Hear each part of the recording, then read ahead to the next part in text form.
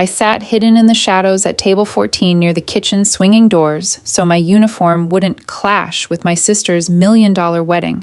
My family had spent a year erasing me, deeply embarrassed by the daughter who didn't fit their Newport Country Club aesthetic.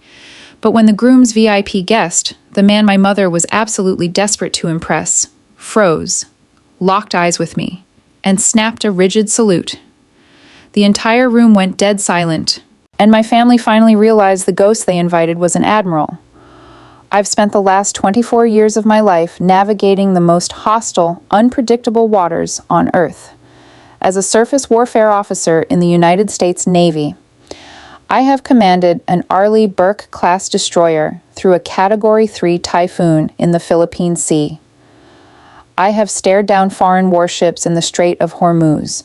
I have stood on the bridge of a $1 billion warship, the lives of 300 sailors resting squarely on my shoulders, and felt complete, unshakable clarity.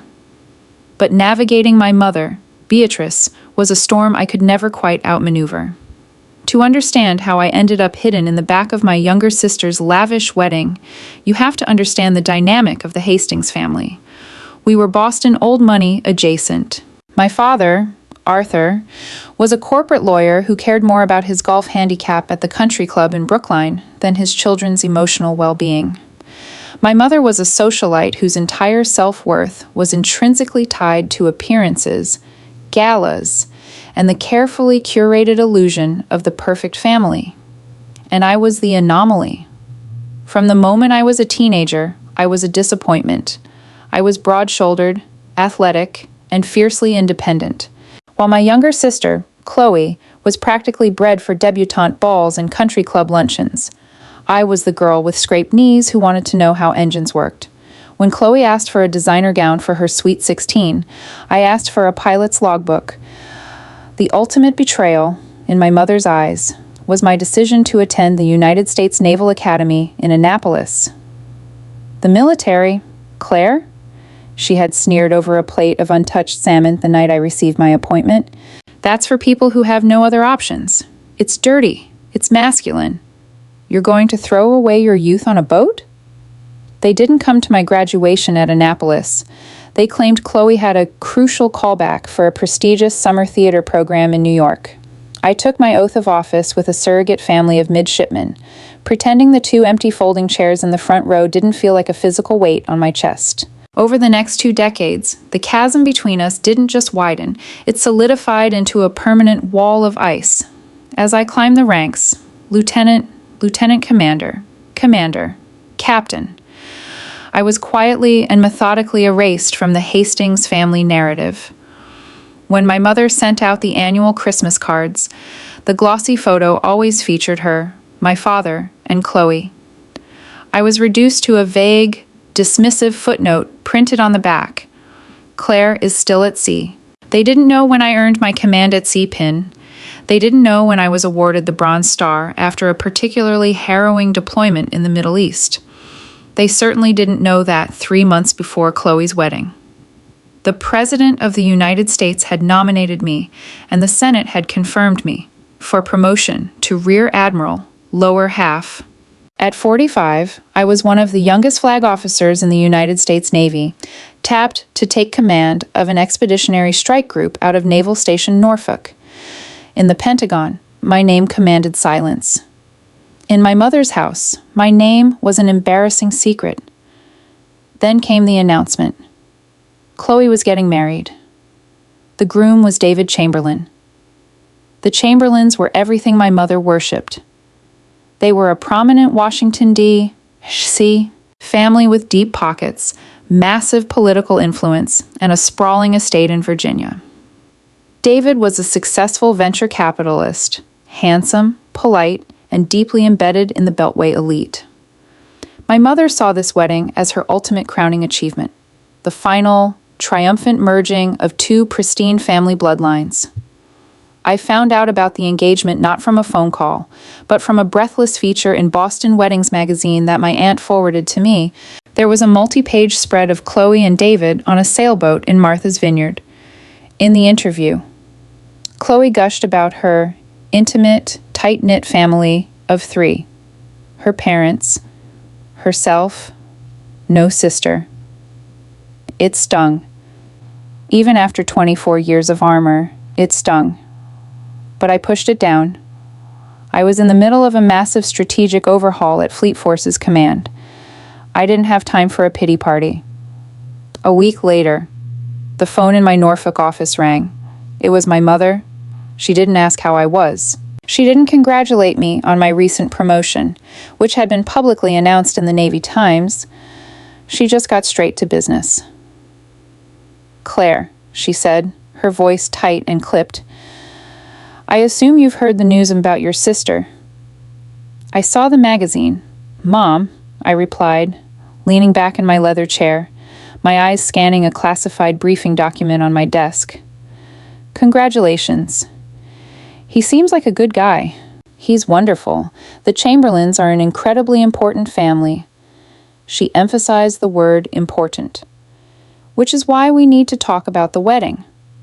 "Okay," I said, putting my pen down. "When is it?" "October 14th, at Castle Hill Inn in Newport." She paused, and I could hear the sharp intake of breath, the hesitation. "Claire, it's going to be a very specific aesthetic, very high society, black tie. The guest list is heavily curated, senators, CEOs, that sort of thing." "I own a dress." "Mom," I said dryly. "Yes, well, here is the thing," Beatrice continued, her tone dropping into that familiar, icy register. "Chloe and I have been discussing it, and we really feel that your presence might be a distraction." The silence in my office was deafening. Outside my window, I could see the massive gray hull of an aircraft carrier docked at Pier 11, a symbol of immense power. Yet, sitting here with this phone against my ear, I felt like a chastised 12-year-old. "A distraction?" I repeated evenly. "You know how you are," she sighed, exasperated. "You're always so intense. You walk like a soldier, you talk like a sailor, and you always insist on bringing up your little Navy career. The Chamberlains are refined people. Claire, we don't want to make them uncomfortable with your gruffness. We don't want you making this about you." My little Navy career. The disrespect was so casual, so deeply ingrained, it took my breath away. "Are you uninviting me to my sister's wedding, Beatrice?" I used her first name, a tactical shift. "I'm asking you to be considerate for once in your life," she snapped. "We will say you are deployed. It's what we always say. It's cleaner that way. Chloe deserves a perfect day without having to explain why her sister looks like a linebacker." I closed my eyes. The urge to hang up was overwhelming. But then, my executive officer, Captain Miller, knocked on my door and handed me a printed memo. I glanced at it. It was a guest list of high-ranking government officials scheduled to attend a defense-contractor gala in Rhode Island that same weekend in October. One of the names on the list caught my eye, a very specific name associated with the Chamberlain family. Suddenly, a cold, hard resolve settled into my chest. My mother was trying to hide me because she thought I was a liability. She had no idea the world I actually operated in. "I'm coming. Mom," I said quietly. "Claire, I absolutely forbid. I am her sister. I will be there. I don't need to be in the bridal party. I don't need to be in the photos. But I am coming." I hung up the phone before she could scream. The war had officially begun. For the next 6 months, the family waged a campaign of psychological warfare designed to make me surrender my RSVP. The strategy was simple: ostracization through logistics. I didn't receive a formal invitation in the mail. When I called my father to ask about the hotel block for the guests, he stammered, claimed he didn't have the details, and quickly got off the phone. I eventually had my aide, Lieutenant Junior Grade Harrison, track down the wedding planner's information and book a room at a nearby Marriott out of my own pocket, refusing to ask my parents for access to the VIP suites at Castle Hill Inn. Then came the bridal shower. I wasn't invited. I saw the photos on Instagram. Chloe, glowing in a white lace sundress, surrounded by her bridesmaids, my mother, and aunts sipping mimosas on a country club veranda. The caption read, "The Women Who Made Me Who I Am." It was a masterclass in passive aggression, but the Navy had taught me emotional compartmentalization. I buried the hurt under mountains of work. Taking over an expeditionary strike group is a monumental task. I was responsible for an amphibious assault ship, amphibious transport docks, dock landing ships, and thousands of Marines. I was dealing with multi-million-dollar budgets, geopolitical strategy, and the lives of my sailors. I didn't have the luxury of weeping over a missed mimosa, but as October approached, my mother escalated her tactics. 2 weeks before the wedding, she called me. Her tone was dripping with venomous sweetness. "Claire, dear, since you stubbornly insist on attending, we need to discuss boundaries," Beatrice said. "Boundaries," I echoed, staring at the brass star sitting on my desk, a gift from my mentor when I made Admiral. "Yes, you are not in the bridal party, obviously, so you will not be walking down the aisle. You will not be seated in the first 3 rows. In fact, Chloe has arranged the seating chart, and we've put you at table 14. Table 14. At a wedding of 150 people, table 14 was the fringe. It was the obligatory co-workers and distant cousins table." "Understood," I said. "Furthermore," she continued, "the dress code is strictly black tie, floor-length gowns. I know you don't own anything appropriate, and I won't have you showing up in some cheap, off-the-rack pantsuit looking like a security guard. So, I've taken the liberty of ordering you a dress. I've had it shipped to your office." The box arrived the next day. I opened it in front of my XO, Captain Miller. He raised an eyebrow as I pulled out the garment. It was a matronly, shapeless, muddy brown taffeta gown. It looked like a potato sack designed for a Victorian widow. It was a deliberate insult, a way to ensure I looked as ugly and out of place as she felt I was. "Is that a joke, Admiral?" Miller asked, genuinely appalled. "It's a uniform, Captain," I said, tossing the hideous brown thing back into the box. "Just not my color. Are you actually going to wear that?" "Not a chance in hell," I said smoothly, because fate, as it turned out, had intervened in my wardrobe choices. 2 days before the wedding, the Secretary of the Navy summoned me to the Naval War College in Newport, Rhode Island, literally 10 minutes away from my sister's wedding venue. I was to give a classified briefing on Indo-Pacific fleet readiness to a select group of the Senate Armed Services Committee. The briefing was scheduled for Saturday afternoon. The wedding ceremony started at 5 p.m., followed by the reception at 6:30 p.m. The protocol for addressing a Senate committee at a formal military college required service dress whites, crisp white trousers, a sharply tailored white tunic with a high collar, gold shoulder boards bearing a single silver star, and 3 rows of ribbons on my chest, detailing a lifetime of service, combat, and command. There would be absolutely no time to change between the briefing and the wedding. I didn't tell my mother. It wasn't malice, it was simply a logistical reality of my job. But deep down, a small, petty part of me, the teenage girl who had been told she was too masculine, too dirty, too embarrassing, felt a sharp thrill of anticipation. I arrived in Newport on Thursday. The weather was a classic New England autumn, crisp, biting wind, slate gray skies, and brilliant foliage. My security detail and aides accompanied me to the Naval War College, where I spent 48 hours submerged in classified data, intelligence reports, and high-level strategy. On Saturday afternoon, I delivered my briefing. It went flawlessly. The senators were impressed, asking pointed, respectful questions. I was in my element. I wasn't the clumsy, embarrassing daughter. I was Admiral Hastings. I commanded the room with absolute authority. At 4:45 p.m., the briefing concluded. My driver, a young petty officer named Jenkins, had the black government SUV waiting at the curb. "Where to, Admiral?" Jenkins asked as he opened the door for me. "Castle Hill Inn," Jenkins, I said, adjusting the gold star on my shoulder board. And step on it. I'm about to crash a wedding. As we drove down the winding coastal roads toward the sprawling, luxurious estate, my stomach gave a traitorous flutter. For the first time in months, the armor cracked just a fraction. I was about to walk into the lion's den. I knew my uniform would cause a scene. I knew my mother would lose her mind, but I was done shrinking myself to fit their narrative. I had earned the right to take up space. When the SUV pulled up to the valet stand at Castle Hill Inn, the sheer opulence of the event was staggering. Valets were rushing to park a fleet of Porsches, Mercedes, and black cars.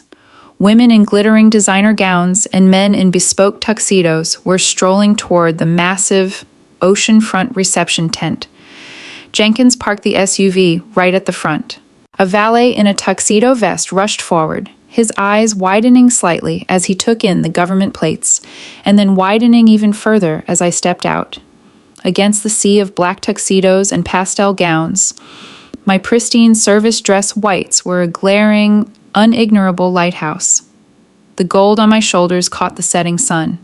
The metals on my chest clicked faintly in the ocean breeze.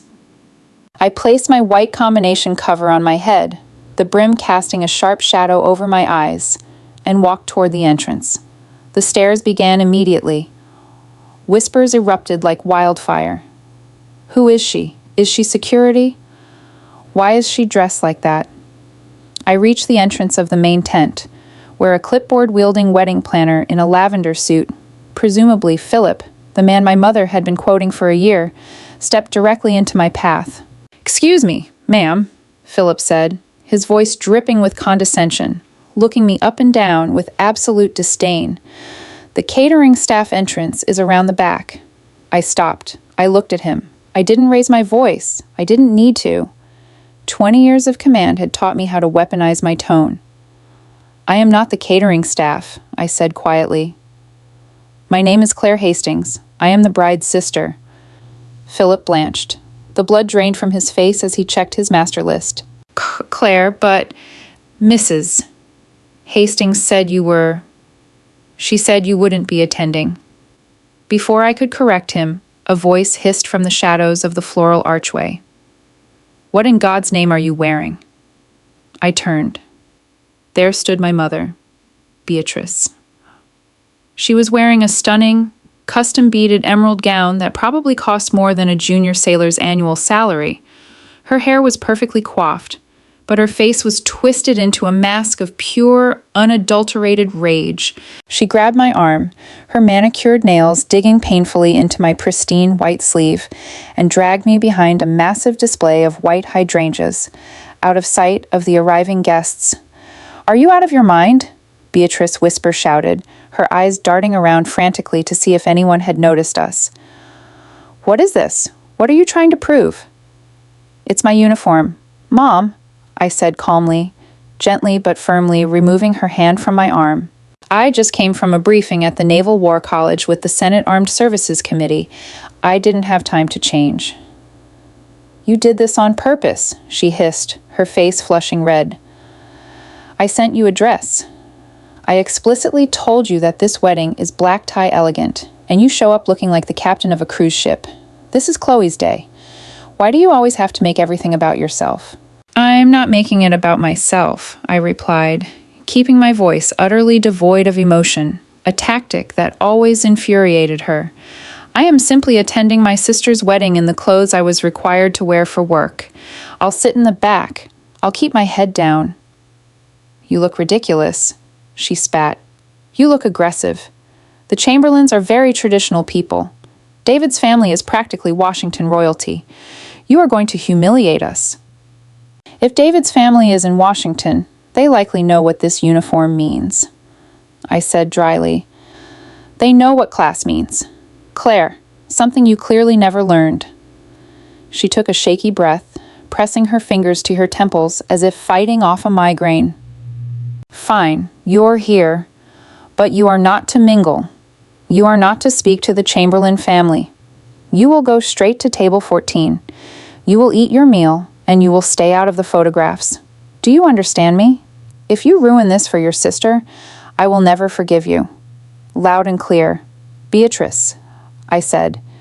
She turned on her heel and stormed off to greet an arriving senator, instantly transforming her furious scowl into a radiant, gracious smile. I took a deep breath, adjusting my cover, and walked into the reception tent. Table 14 was exactly where she promised it would be. It was tucked into the darkest, most distant corner of the massive tent, wedged uncomfortably close to the swinging doors of the catering kitchen. Every time a waiter rushed by, the doors would blast me with the smell of roasting tenderloin and the clatter of silverware. I took my seat. The rest of the table consisted of two of my father's junior law partners who clearly didn't want to be there. A deeply confused, elderly great-aunt who kept calling me young man, and three empty chairs. For the next 2 hours, I sat in isolation. I watched the ceremony from afar. I watched my father walk Chloe down the aisle. She looked beautiful. I felt a pang of genuine sorrow, not for myself, but for the sisterhood we never got to have. I watched them exchange vows. I watched the crowd cheer. I was a ghost at the banquet. As the cocktail hour transitioned into the formal reception, the tent filled with laughter, clinking glasses, and the soft jazz of a live band. The Chamberlain family was holding court near the dance floor. I watched as my mother practically groveled before a distinguished-looking older man with silver hair and a sharp tuxedo. I recognized him instantly from my intelligence briefs. It was Senator Thomas Hayes, David Chamberlain's uncle, chairman of the Senate Armed Services Committee. The irony was so thick you could cut it with a cutlass. My mother was bending over backward to impress a man who literally signed off on the Navy's budget, terrified that her daughter's military career would offend him. But it wasn't Senator Hayes who made my blood run cold. The tent flaps parted, and a late arrival stepped in. He was flanked by two men in dark suits. He was a tall man, imposing, radiating an aura of absolute command even in a civilian tuxedo. It was Vice Admiral Michael Connor, Commander, United States Fleet Forces Command, a 4-star admiral. He was my direct boss. I sank a little lower in my chair at table 14. This was a nightmare. I had just assumed command of the strike group. Connor was a legend in the Navy, a hardened, brilliant tactician who demanded perfection. What was he doing here? I watched as David, the groom, hurried over to greet Admiral Connor, clapping him on the shoulder. The Chamberlains were defense contractors. Of course, they invited the commander of fleet forces to the wedding. My mother swooped in immediately, even from 50 feet away. I could see the frantic, obsequious desperation in her body language. She was introducing herself, gesturing to Chloe, laughing a little too loudly at whatever Admiral Connor said. I tried to turn my chair slightly, using a massive floral centerpiece to shield myself from his line of sight. The last thing I wanted was for my 4-star boss to see his newly minted rear admiral hiding by the kitchen doors like a punished child. The best man began his speech. It was standard, overly rehearsed banter. I tuned it out, sipping my water, wishing the night would end so I could retreat to my hotel room. Then, my father stood up for his toast. Arthur tapped his glass, taking the microphone. The room quieted down. "Thank you all for being here," my father boomed, his voice echoing off the canvas ceiling. "Today is the proudest day of my life. To see my only daughter, Chloe, marry such an outstanding young man. My only daughter." The words hung in the air. At table 14, the junior law partners exchanged an awkward glance. The elderly aunt patted my arm absent-mindedly. I didn't flinch. I kept my face carved from stone. But inside, something finally snapped. The final thread holding my loyalty to this family unraveled. I wasn't just hidden. I was verbally, publicly erased. My father continued, oblivious or simply uncaring. The Hastings family has always prided itself on elegance, tradition, and above all, family unity. We are so thrilled to welcome David into our small, perfect circle. I stopped listening. I looked down at my hands. Hands that had charted courses through minefields. Hands that had written letters of condolence to the mothers of fallen sailors. Hands that had earned every ounce of respect the United States Navy had to offer. And then I heard a voice. A deep, gravelly voice that cut through the polite applause like a thunderclap. "Excuse me, Arthur." The room went dead silent. It was Admiral Connor. He hadn't used a microphone, but his voice possessed the kind of trained, terrifying projection that could be heard over the roar of a jet deck. My father froze, the microphone hovering near his mouth. Yes, Admiral Connor?" Connor wasn't looking at my father. He wasn't looking at my mother, who was suddenly gripping her champagne glass with white knuckles. Admiral Connor was looking directly across the room, past the dance floor, past the VIP tables, past the towering floral arrangements. He was looking straight at table 14, straight at me. "Arthur," Admiral Connor said loudly, the silence in the tent so profound you could hear the waves crashing on the rocks outside. "You must have misspoken, because unless I am losing my mind, you just claimed you only have one daughter." My mother's face went chalk white. She let out a panicked little laugh. "Oh, Admiral Connor, Arthur just meant, Beatrice, hush," Connor barked. It wasn't a request. It was an order. My mother snapped her mouth shut, utterly horrified. Connor took a slow, deliberate step away from the head table. The crowd parted for him like the Red Sea. He walked down the center aisle of the tent, his eyes never leaving mine. I stood up, slowly. Protocol demanded it. As I stepped out from behind the floral centerpiece, the full, blinding reality of my service dress whites was revealed to the entire room. The whispers stopped. The absolute stillness was suffocating. Admiral Connor stopped 10 feet away from me. He looked at my shoulder boards. He looked at my command pin. He looked at the ribbons on my chest. And then, in front of the senators, the CEOs, the wealthy elite, the groom, my sister, and my utterly paralyzed parents, the 4-star commander of fleet forces snapped his heels together. He brought his hand up in a razor-sharp, textbook salute. "Good evening, Admiral Hastings," Connor said, his voice echoing in the dead silent room. I didn't realize I'd be in the presence of the finest strike group commander in the Pacific tonight.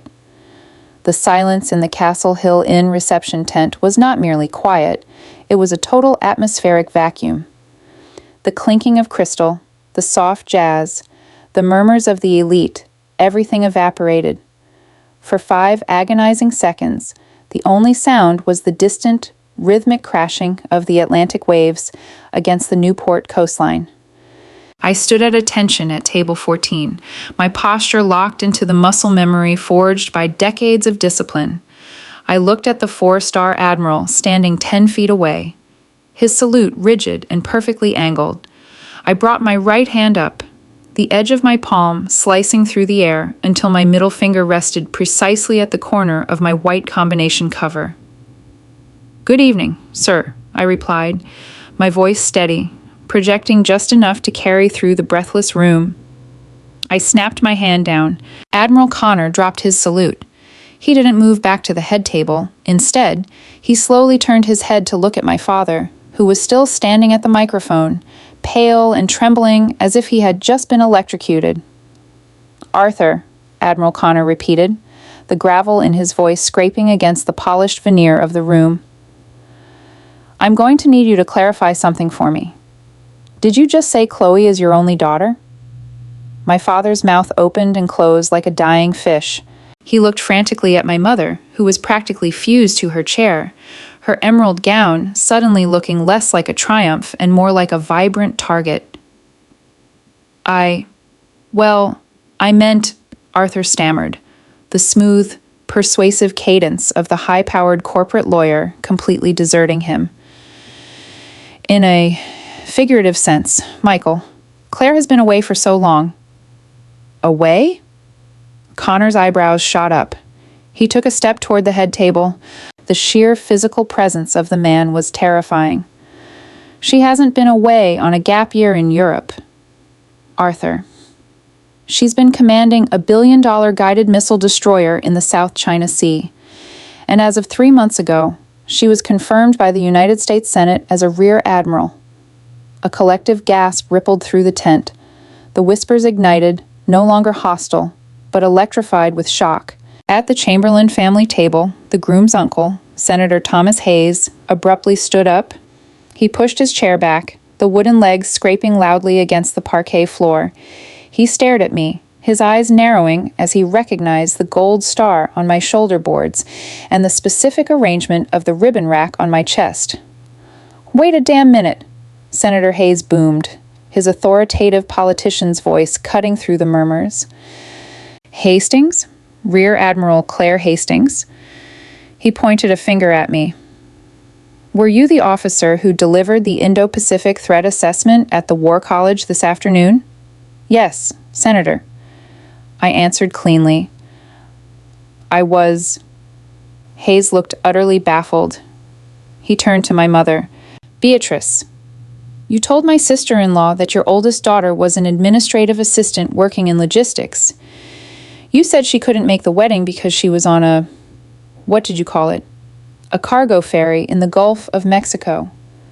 The sheer audacity of the lie hit me like a physical blow. A cargo ferry? An administrative assistant?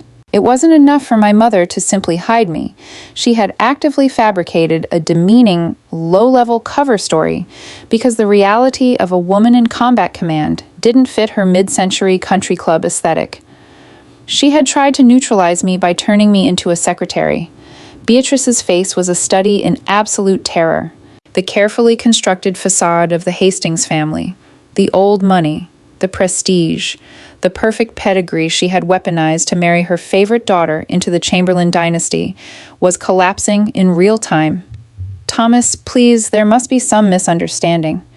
Beatrice managed to squeak out, her knuckles white as she gripped the edge of the table. "Claire's job is so... confusing. The military jargon, you know, I must have misspoken." "Misspoken?" David, the groom, finally chimed in. He looked from his new mother-in-law to me. His face caught somewhere between awe and deep irritation. "Beatrice, there's a rather massive difference between a cargo clerk and a Navy admiral." Admiral Connor let out a short, humorless laugh. He looked back at me, shaking his head. "Admiral Hastings, I knew you were tough, but surviving a deployment with this family requires a different kind of mettle entirely." He didn't wait for a response. Connor turned his back on the head table, completely dismissing the bride, the groom, and my horrified parents. He walked straight past the VIP section, past the towering floral arrangements, and came directly to table 14. "Is this seat taken, Admiral?" Connor asked, gesturing to one of the empty, wobbly chairs next to the kitchen doors. "It is now, sir," I said. Connor sat down. The two junior law partners at my table looked like they were going to pass out. The elderly great-aunt blinked, leaned over, and said, "Are you boys in the band?" The power dynamic of the room didn't just shift, it completely inverted. Table 14 was no longer the fringe. It had just become the epicenter of the entire event. Within 5 minutes, the carefully curated social hierarchy of my sister's wedding was entirely dismantled. Senator Hayes did not sit back down at the groom's table. Instead, he grabbed his scotch glass and marched across the tent, pulling up a chair directly across from me at table 14. "Admiral Hastings," Hayes said, extending his hand, "your briefing this afternoon was the most sobering, razor-sharp intelligence analysis I've heard all year. You didn't pull any punches regarding our vulnerabilities in the Philippine Sea. I don't believe in sugarcoating threats. Senator," I said, shaking his hand firmly, "the fleet needs to be ready, and the committee needed the unvarnished truth." "Well, you gave it to us." Hayes chuckled, taking a sip of his scotch. "I had no idea you were Arthur's daughter. He's been my golf partner for 3 years. He's never mentioned you." He shot a glaring look toward the head table. "Clearly, Arthur has a problem with the truth." The rest of the room followed the senator's lead. The wealthy elite, the CEOs, the defense contractors, the politicians who had completely ignored me when I walked in, suddenly realized that the woman they had mistaken for an aggressive security guard was arguably the most powerful person in the room. A line practically formed at table 14. A prominent defense lobbyist came over to introduce himself. A retired Marine Corps general who was a guest of the Chamberlains came over to shake my hand and swap deployment stories. The catering staff, picking up on the sudden shift in gravity, abandoned the head table entirely. Suddenly, the finest bottles of reserve wine were being uncorked at our table, and platters of hors d'oeuvres were being routed directly to my elbow. Through the gaps in the crowd, I could see my mother. Beatrice was radiating a level of manic, desperate energy that was almost painful to watch. She was darting between tables, trying to laugh off the incident, trying to steer the conversation back to Chloe's designer dress or the floral arrangements, but no one was listening. The socialites she had spent years kissing up to were currently craning their necks to hear Admiral Connor and me discuss geopolitical naval strategy. Then came the inevitable confrontation. About an hour into the reception, the crowd around my table briefly thinned out. I felt a sharp tap on my shoulder. I turned around to find Chloe standing there. My sister looked breathtaking in her custom silk satin gown, but her face was twisted into a petulant, furious sneer that completely shattered the bridal glow. Beside her stood Beatrice, looking like a cornered animal. "Are you happy now?" Chloe hissed, her voice trembling with rage. "Are you satisfied? Claire, you just couldn't let me have one single day, could you?" I remained seated. I looked up at my younger sister, feeling a profound sense of detachment. I didn't feel angry anymore. I just felt tired. "Chloe," I said quietly. I walked into this tent, spoke to no one, and sat exactly where I was told to sit, behind a pole, next to the kitchen. "You wore that costume." Chloe pointed a shaking, manicured finger at my service dress whites. "You knew it would draw attention. You knew Admiral Connor was on the guest list." "I didn't even see the guest list, Chloe. Mom refused to give me an invitation," I replied smoothly. "And this is not a costume. It is the uniform of the United States Navy, which I was legally required to wear while briefing the Senate this afternoon. The fact that your new uncle-in-law happened to be in that briefing is a coincidence. The fact that you and Mom lied to him about my existence is a consequence." "You embarrassed us," Beatrice snapped, finally finding her voice. She leaned in, her eyes flashing with venom. "You humiliated your father in front of the most important people in our lives. Arthur looks like a fool." "Arthur is a fool. Beatrice," I said, my voice dropping an octave, slipping into the command tone I used when a junior officer made a critical error. The sheer coldness of it made my mother flinch backward. "He stood on a stage and told a room full of people he only had one daughter. He erased me. Again? Only this time, he did it in front of a 4-star admiral who actually values my existence. If you are humiliated right now, it is a hell of your own making." Chloe let out a dramatic, breathless sob. "My wedding is ruined. Everyone is talking about you. Nobody is even looking at me."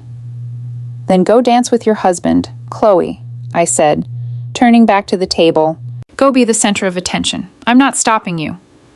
"I want you to leave," Chloe demanded, stomping her foot, an absurd gesture for a 24-year-old woman in a couture gown. "Get out of my wedding." Before I could respond, a new voice interrupted us, a smooth, measured, incredibly wealthy voice. "Now, why on earth would she do that, Chloe?" We all turned. Standing there was Richard Chamberlain, the father of the groom, the patriarch. Richard was a man who wielded wealth like a broadsword. As the CEO of Chamberlain Aerospace, a massive defense contractor that built the targeting systems for the Navy's missile cruisers, he was one of the most influential men on the eastern seaboard. He was looking at Chloe and Beatrice with a mixture of profound disappointment and cold calculation. And then he turned to me, his expression shifting into one of deep respect. "Admiral Hastings," Richard said, offering a slight bow of his head. "I must apologize. It seems my new extended family has a rather troubling relationship with reality." Beatrice immediately went into survival mode. The panic in her eyes was replaced by a cloying, desperate sweetness as she tried to spin the narrative for the billionaire CEO. "Richard, please." Beatrice laughed, reaching out to touch his arm. He subtly stepped out of her reach. "It's just a silly family misunderstanding. Claire is so fiercely independent, always off on her boats. We just miss her so much, and sometimes emotions run high at weddings." "Stop, Beatrice," Richard said. He didn't raise his voice, but the absolute finality in his tone severed her sentence in half. "Do not insult my intelligence." Richard turned his full attention back to me. "Admiral, when David told me he was marrying into the Hastings family, I did my standard due diligence. I knew Arthur was a decent lawyer. I knew Beatrice through lovely charity galas. And I was told, explicitly, that their eldest daughter was a troubled woman working a menial logistics job who was estranged due to her own instability." I let out a slow breath, the scope of my family's betrayal finally crystallizing. They hadn't just hidden me. They had assassinated my character to protect their brand. "I see," I said neutrally. "Imagine my shock," Richard continued, gesturing to my uniform, "when my brother, Senator Hayes, leans over to me during the salad course and informs me that the troubled logistics clerk is actually Rear Admiral Claire Hastings, the woman who just took command of Expeditionary Strike Group 2, the woman whose ships are currently testing the very Aegis combat system upgrades my company spent $4 billion developing." Richard looked back at Beatrice and Chloe. His eyes were like flint. "You lied to us. You lied to my family because you were embarrassed by a daughter who has achieved more in 20 years than this entire country club combined." Chloe looked like she wanted the floor to open up and swallow her. Beatrice was hyperventilating, her carefully constructed world crumbling into ash. "Richard, we didn't want to brag," Beatrice stammered, the most pathetic pivot I had ever witnessed. "We didn't want to make David feel inadequate. Beatrice, you thought I was a security guard when I walked into this tent 2 hours ago." I cut in, my voice sharp as broken glass. I stood up from the table, at 5'9", plus the heels of my dress shoes. I towered over my mother. "You ordered me a brown taffeta potato sack and shoved me by the kitchen doors. Do not try to claim my success now that it is socially advantageous for you." I turned to Richard Chamberlain. "Mr. Chamberlain, your son seems like a good man. I wish him and my sister the best, but I think we both know that the Hastings family values appearances over integrity." "I'm beginning to see that very clearly, Admiral," Richard said, a tight, grim line forming on his mouth. He looked at Chloe, the daughter-in-law he had welcomed with open arms just hours ago, and there was no warmth left in his eyes, only suspicion. The marriage had just begun, but the foundation was already poisoned by my mother's deceit. "Excuse me," I said, picking up my white combination cover from the table. I didn't look back at Chloe or Beatrice. I walked over to the corner of the tent where Admiral Connor and Senator Hayes were currently smoking cigars near the open flaps, the cool ocean breeze blowing in. "Leaving so soon, Claire?" Admiral Connor asked, a knowing glint in his eye. "Yes, sir. I have an early morning," I replied, securing the cover on my head. "The strike group doesn't run itself." Connor nodded approvingly. "Good. We have a war game simulation at 0800 on Monday. I expect you to sink the red team." "Consider them at the bottom of the Atlantic, sir," I said. I gave him a sharp salute, which he returned effortlessly. I shook hands with Senator Hayes, who clapped me on the shoulder, and then I turned and walked down the center aisle of the tent one last time. The guests parted for me. The silence returned, but this time it was laced with absolute reverence. I didn't rush. I walked with the slow, measured, heavy tread of a flag officer. Every eye in the room was on the gold star on my shoulder and the ribbons on my chest. When I reached the exit, I paused. I looked back over my shoulder. My father was sitting at the head table, staring into his empty glass, looking older and smaller than I had ever seen him. Chloe was crying at the edge of the dance floor, David standing next to her with his arms crossed, looking distinctly uncomfortable. And my mother? Beatrice was standing alone by table 14, ostracized by the very billionaires she had sold her soul to impress. They had spent my entire life trying to erase me. They had painted me as a stain on their perfect canvas. But standing there in the crisp Rhode Island night, wearing the stark white uniform of a United States Admiral, I realized the ultimate truth. You cannot erase a warship. You can only sink yourself trying to fight it. I turned my back on the Castle Hill Inn, the jazz music, and the Hastings family. Jenkins, my driver, had the black government SUV waiting at the valet stand, the engine purring. "Everything all right, Admiral?" Jenkins asked as he opened the door for me. I looked out at the dark, vast expanse of the Atlantic Ocean, my arena, my home, my command.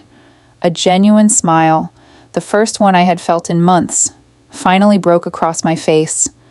"Everything is perfect, Jenkins," I said, sliding into the back seat. "Take me to the fleet." The transition from the manicured lawns of Castle Hill Inn back to the steel and salt reality of Naval Station Norfolk was the psychological equivalent of stepping out of a suffocating sauna into a blast of Arctic air. By Monday morning at U-600, I was standing in the Combat Information Center of a billion-dollar warship, staring at a digitized map of the Atlantic seaboard, surrounded by sailors whose competence and dedication were unquestionable. Here, there were no carefully curated guest lists. There were no illusions. There was only the mission, the chain of command, and the unyielding standard of absolute integrity. I threw myself into the war games. Admiral Connor had mentioned successfully sinking the opposing Red Team fleet by Wednesday afternoon. I felt sharp.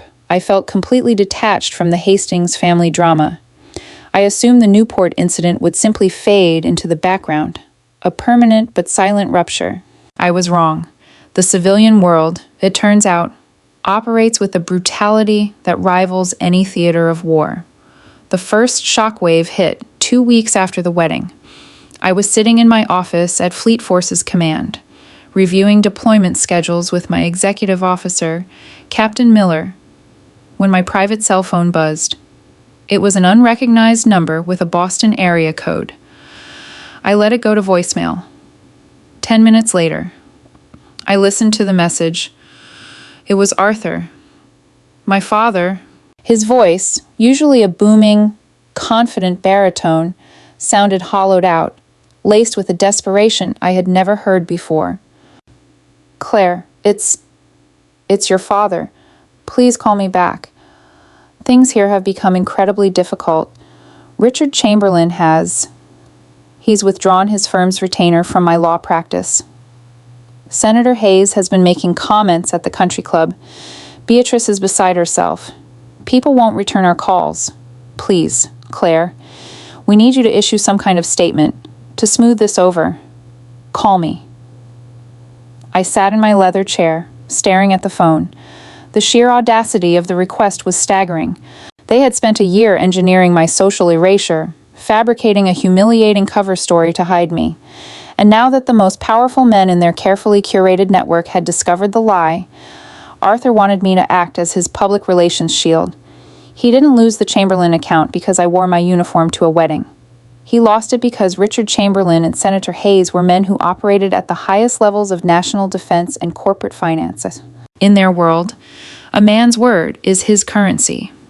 If Arthur Hastings was willing to look a billionaire in the eye and lie about his own flesh and blood just to secure a wealthy son-in-law, how could he be trusted with classified corporate mergers? He couldn't. He was a liability. I deleted the voicemail. I didn't reply. 3 days later, the second wave hit. This time, it was Chloe. She bypassed my phone entirely and managed to get through to the junior communications officer at my command by claiming it was a family emergency. When the call was patched through to my desk, I answered, expecting to hear that someone had died. "Claire, you have to fix this," Chloe sobbed into the receiver. She didn't sound like a glowing newlywed. She sounded frantic. "Fix what, Chloe?" I asked, signaling for Captain Miller to give me a moment of privacy. He stepped out, closing the door behind him. "David!" she wailed. "We're supposed to be in the Maldives on our honeymoon, and he's barely speaking to me. He keeps asking me what else I've lied about. He went through my phone. Claire, he found the text between Mom and me, the ones where we talked about making sure you sat by the kitchen so his uncle wouldn't see you. He's furious." I leaned back, resting my forehead against my fingertips. "Chloe, what did you expect?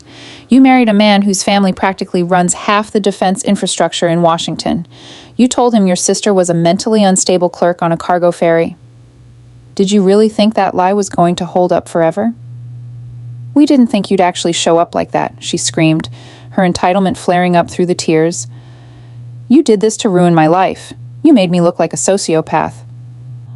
"You did that all on your own, Chloe," I said softly. "You are 24 years old. You are an adult. You chose to go along with Beatrice's psychotic social engineering. You chose to nod and smile while your father erased me in his speech. Actions have consequences. Welcome to the real world.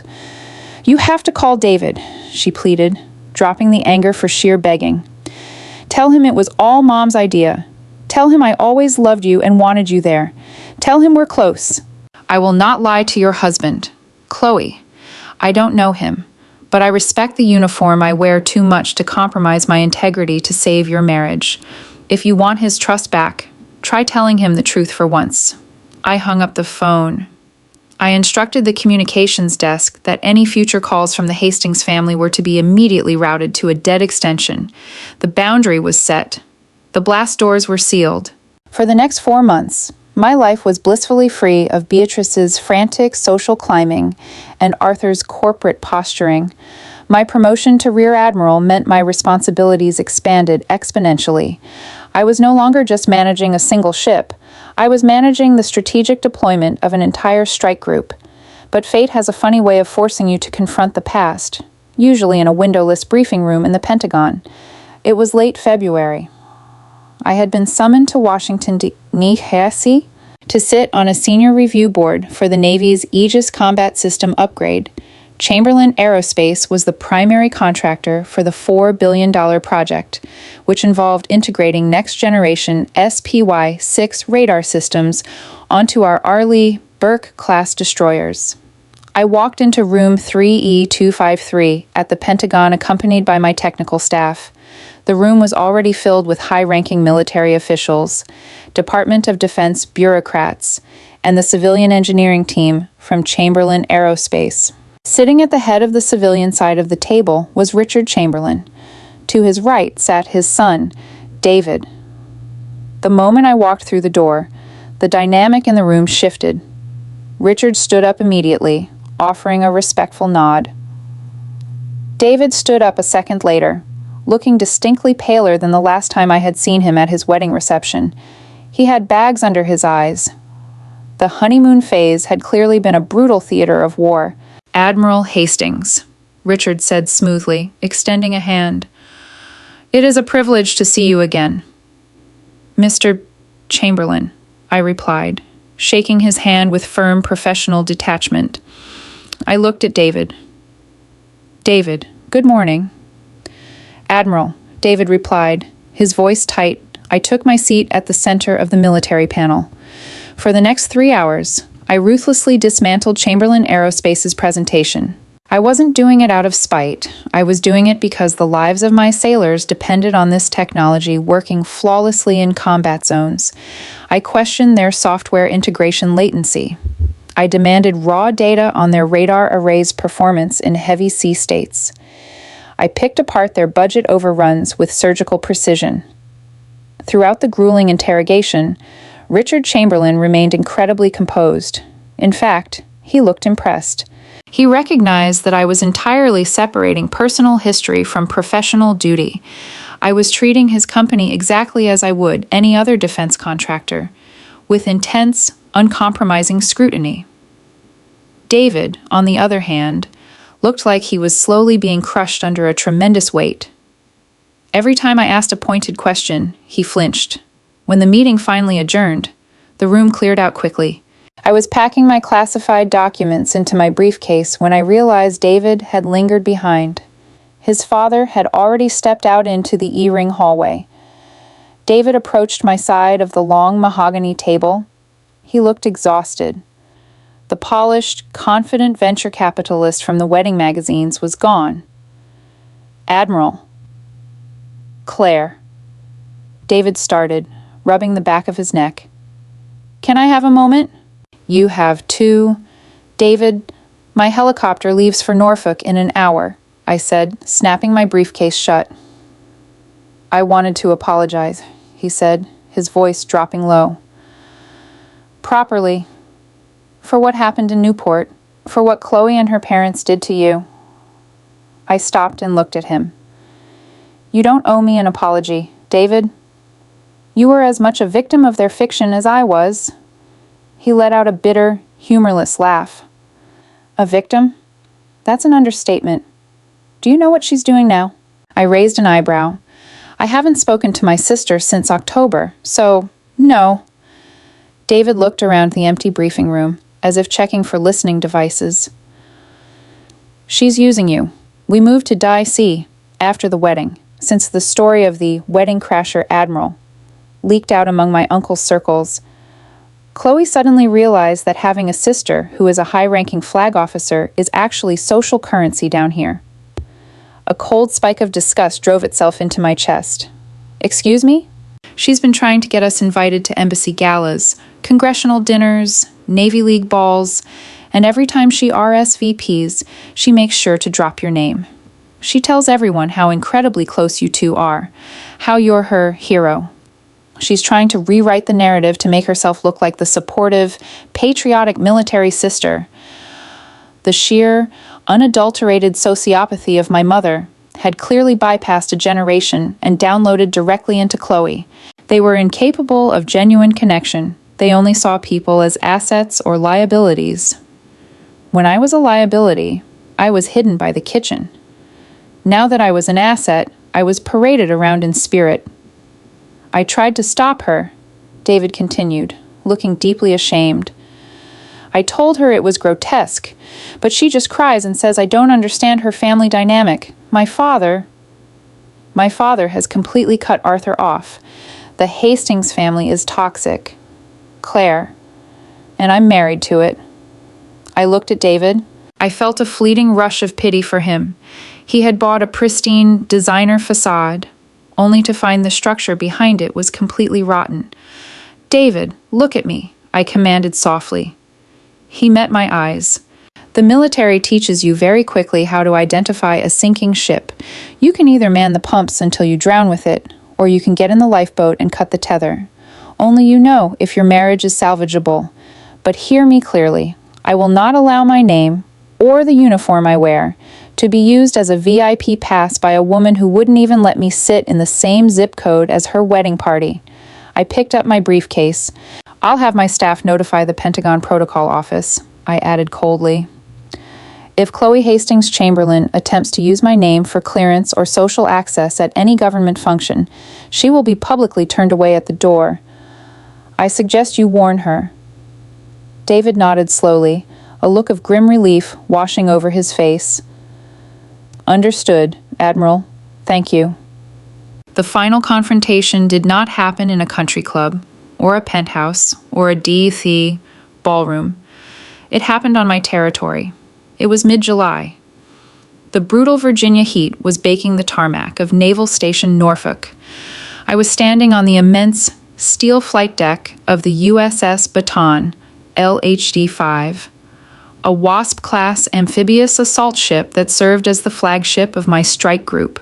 We were hosting a highly publicized change of command ceremony, followed by a VIP tour for local dignitaries, defense officials, and the press. It was a day designed to project power and readiness. The deck was lined with F-35B Lightning II fighter jets and MV-22 Osprey tiltrotor aircraft. Hundreds of Marines and sailors were in pristine dress uniforms, standing in perfect, unmoving formation under the blazing sun. I was at the podium, delivering my address to the men and women under my command.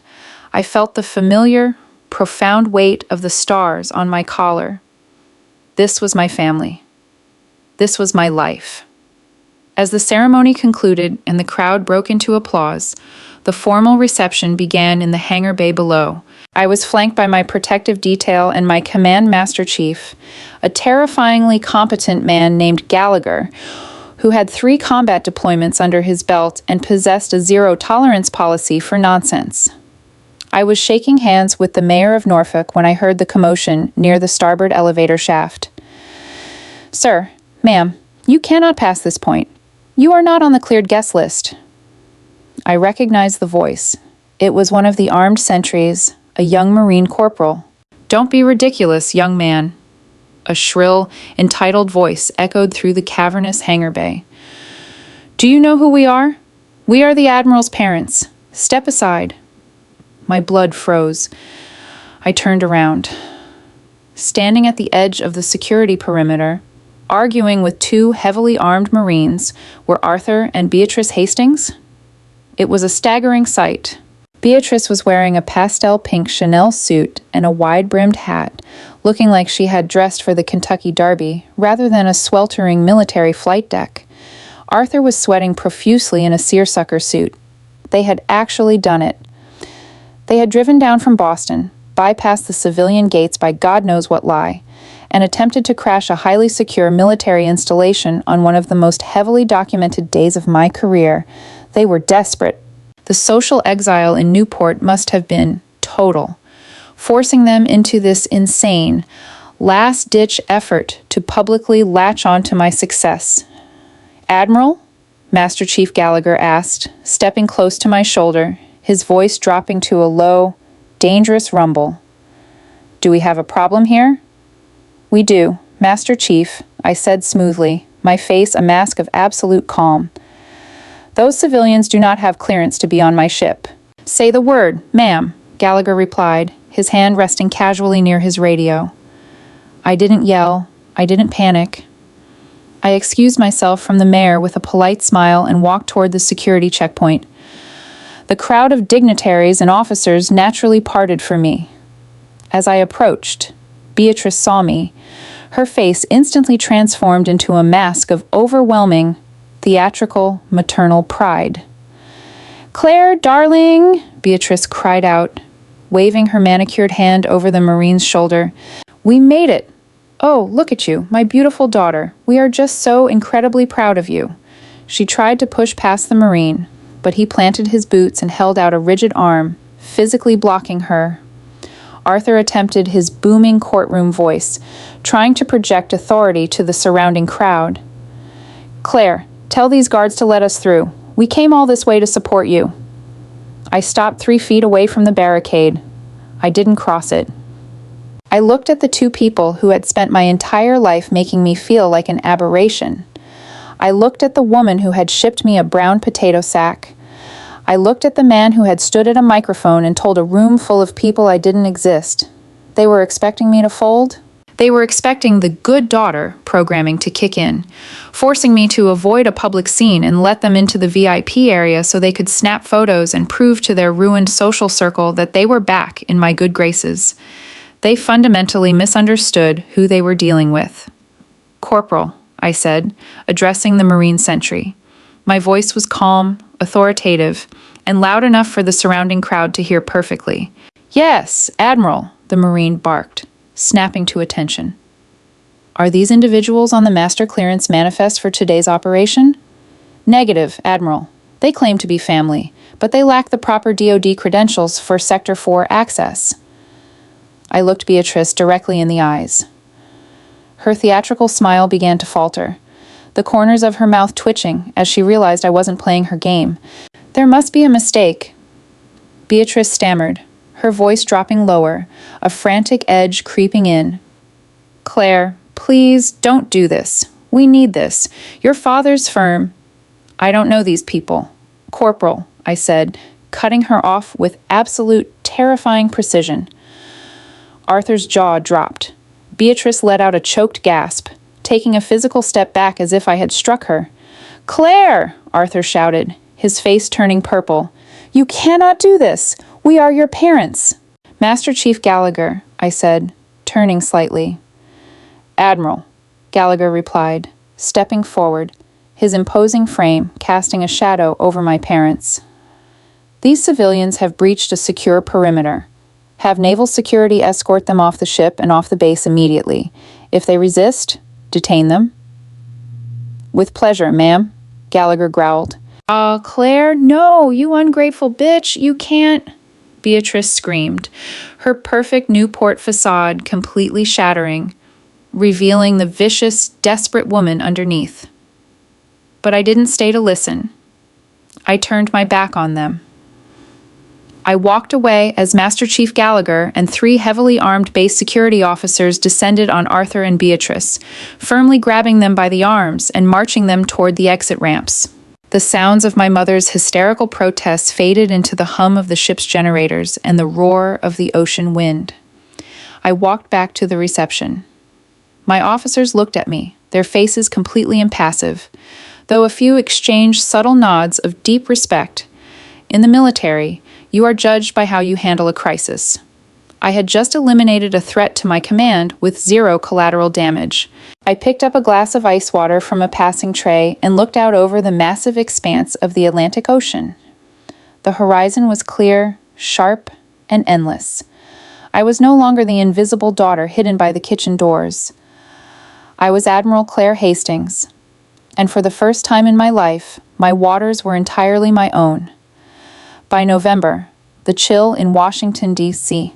was sharp enough to cut glass, but it was nothing compared to the absolute freeze that had settled over the Hastings family's social standing. I had been temporarily attached to the Pentagon to assist the Chief of Naval Operations with a strategic overhaul of our Pacific Fleet deployment schedules. It was grueling, highly classified work that required me to be in the Beltway for 3 months. Washington is a city that runs entirely on 2 currencies, power and access. As a recently promoted Rear Admiral deeply embedded in defensive strategy, I suddenly had an abundance of both. My mother's desperate attempt to crash the USS Baton had become a quiet legend among my command staff. Master Chief Gallagher had ensured that the base security footage was archived, and the base provost marshal had permanently flagged Arthur and Beatrice Hastings in the Defense Biometric Identification System. They were functionally banned from any military installation on the eastern seaboard. I assumed the sheer humiliation of being escorted off a naval base by armed guards would have finally forced my family to retreat into their crumbling Newport enclave. I underestimated the sheer, terrifying delusion of my sister. It was the 2nd week of November, the night of the annual Navy Marine Corps Relief Society Ball. It was a staggering event held at the National Building Museum, a cavernous, spectacular venue with massive Corinthian columns, and a guest list that included cabinet members, 4-star generals, and foreign diplomats. I was attending in full dress blues, heavily decorated, seated at a table with the Secretary of the Navy, Thomas Delaney, and Admiral Connor. Protocol for these events is incredibly strict. You do not just buy a ticket, you are vetted, invited, and assigned a specific entrance. At 2000 hours, I was standing near the grand staircase, speaking with the British Naval Attaché about joint exercises in the North Sea. The grand hall was a sea of glittering gowns and razor-sharp uniforms. Flashbulbs from vetted press photographers were snapping near the VIP entrance. That was when I saw her. Chloe was pushing her way through the crowd near the press line. She was wearing a stunning, aggressively noticeable crimson gown, her hair perfectly styled, but she looked frantic, her eyes darting around the room like a predator looking for a lifeline. She was not with David. She was alone. I later learned she had managed to get into the building by clinging to the arm of a junior defense lobbyist she had manipulated at a Georgetown bar the night before. convincing him she was Admiral Hastings' sister and had lost her invitation. The lobbyist, eager to score points with a flag officer, had vouched for her at the civilian checkpoint. Her objective was clear the moment she locked eyes with me. She didn't want a reconciliation. She wanted a photograph. Since David had separated from her, a fact heavily rumored in the D.C. social blogs, Chloe's cachet had plummeted. She was a pariah. The Chamberlains had cut her off, and Washington society had followed suit. Her only path back to relevance was to publicly manufacture a connection with the very sister she had tried to erase. If she could get a photo of us smiling together at a high-profile military ball, she could post it, spin a narrative of family unity, and reclaim her status as the proud Navy sister. She broke away from the lobbyist and made a beeline straight for me, signaling subtly to a freelance society photographer she had clearly tipped off. "Claire!" Chloe cried out, her voice pitched perfectly to draw the attention of the surrounding diplomats and officers. She threw her arms open, projecting an image of overwhelming sibling affection. "Oh my God, Claire, I've been looking everywhere for you." She was 10 feet away. The photographer was raising his camera. I did not move. I did not drop my glass of sparkling water. I simply shifted my gaze to my aide-de-camp, Lieutenant Commander Bradley, a razor-sharp officer who possessed a terrifyingly efficient understanding of protocol. I didn't even have to give a verbal order. A subtle, fractional nod was all it took. Before Chloe could close the distance and throw her arms around me, Bradley stepped seamlessly into her path. He was 6'2" and broad-shouldered, effectively acting as a human blast wall between my sister and my dress uniform. "Excuse me, ma'am," Bradley said, his voice polite but imbued with the absolute authority of the United States military. "The Admiral is currently engaged in a classified discussion with the attaché. You need to step back." Chloe tried to sidestep him, her panic flaring. The photographer's flash went off, capturing not a heartwarming, sisterly embrace, but Chloe looking deranged while being blocked by a Navy officer. "I'm her sister," Chloe hissed at Bradley, trying to maintain her wide, fake smile for the cameras. "Get out of my way, you glorified secretary." Bradley's expression did not change. "Ma'am, I am a lieutenant commander in the United States Navy, and you are breaching a restricted VIP perimeter. Step back, or I will signal Marine security to escort you out." The British naval attaché raised an eyebrow, looking from Chloe's desperate nut-flushed face to my entirely impassive one. "Family?" the attaché asked quietly, his British accent dripping with understated amusement. "A biological coincidence, Commodore," I replied smoothly, taking a sip of my water. "Nothing more." Chloe finally lost her temper. The facade cracked completely. "Claire, tell your lapdog to move. You owe me this. David filed for divorce. The Chamberlains froze my accounts. I have nothing because of you." The surrounding conversation abruptly died. Several high-ranking officers, including Admiral Connor, turned to look at the woman screaming in a crimson dress. I slowly handed my glass to a passing waiter. I stepped around Lieutenant Commander Bradley and closed the distance to my sister. The air between us was electric, thick with years of resentment. "I owe you nothing, Chloe," I said, my voice so low it barely carried over the ambient noise, but so cold it made her physically shiver. "You built a house of cards out of lies, and now you're upset that the wind blew. You tried to erase me because I didn't fit your aesthetic. Now, you are trying to use my uniform to save your social life. It ends tonight." I looked over her shoulder at the lobbyist who had brought her. He was standing near the bar, looking absolutely horrified as he realized he had just smuggled a hostile civilian into the immediate vicinity of the Secretary of the Navy. "Bradley," I commanded. "Yes, Admiral?" "Have base security revoke the lobbyist's credentials, and have this woman removed from the premises immediately." "Claire, you can't," Chloe shrieked, tears of genuine panic streaming down her face as 2 Marine guards approached. "I'm your sister. You can't just throw me away." "Watch me," I said. I I turned my back on her and resumed my conversation with the British attaché. The last thing Chloe Hastings experienced in Washington, D.C. was being frog-marched out of the National Building Museum by 2 armed Marines, her crimson dress dragging on the marble floor, while the society photographers documented every agonizing second of her ruin. The photograph of Chloe being intercepted by military security hit the Washington Society blogs the next morning. By noon, it had been picked up by a national gossip site.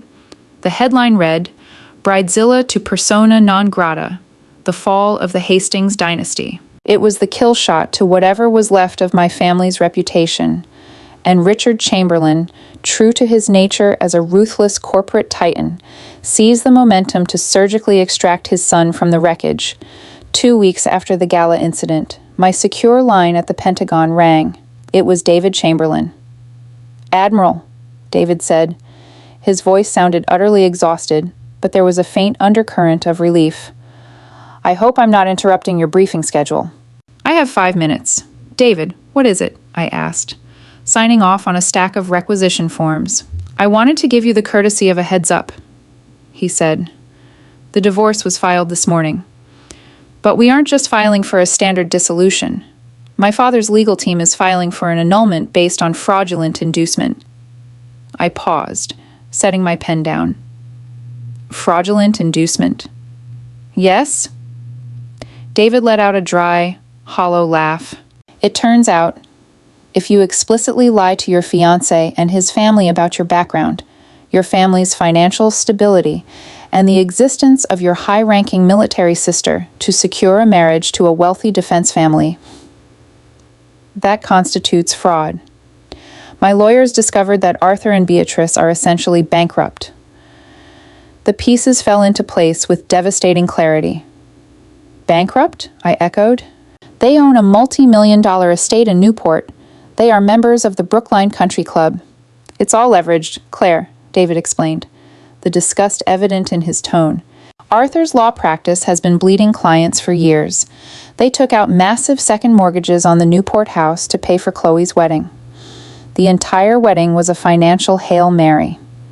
They were hoping that by marrying Chloe into the Chamberlain family, my father would bail Arthur out of his debts, or funnel corporate retainers to his firm. We were a mark. You were a liability because you wouldn't play along with their pristine, old money illusion." I sat back in my chair, staring at the ceiling of my Pentagon office. The sheer, pathological extent of my parents' deception was staggering. They hadn't just erased me out of embarrassment.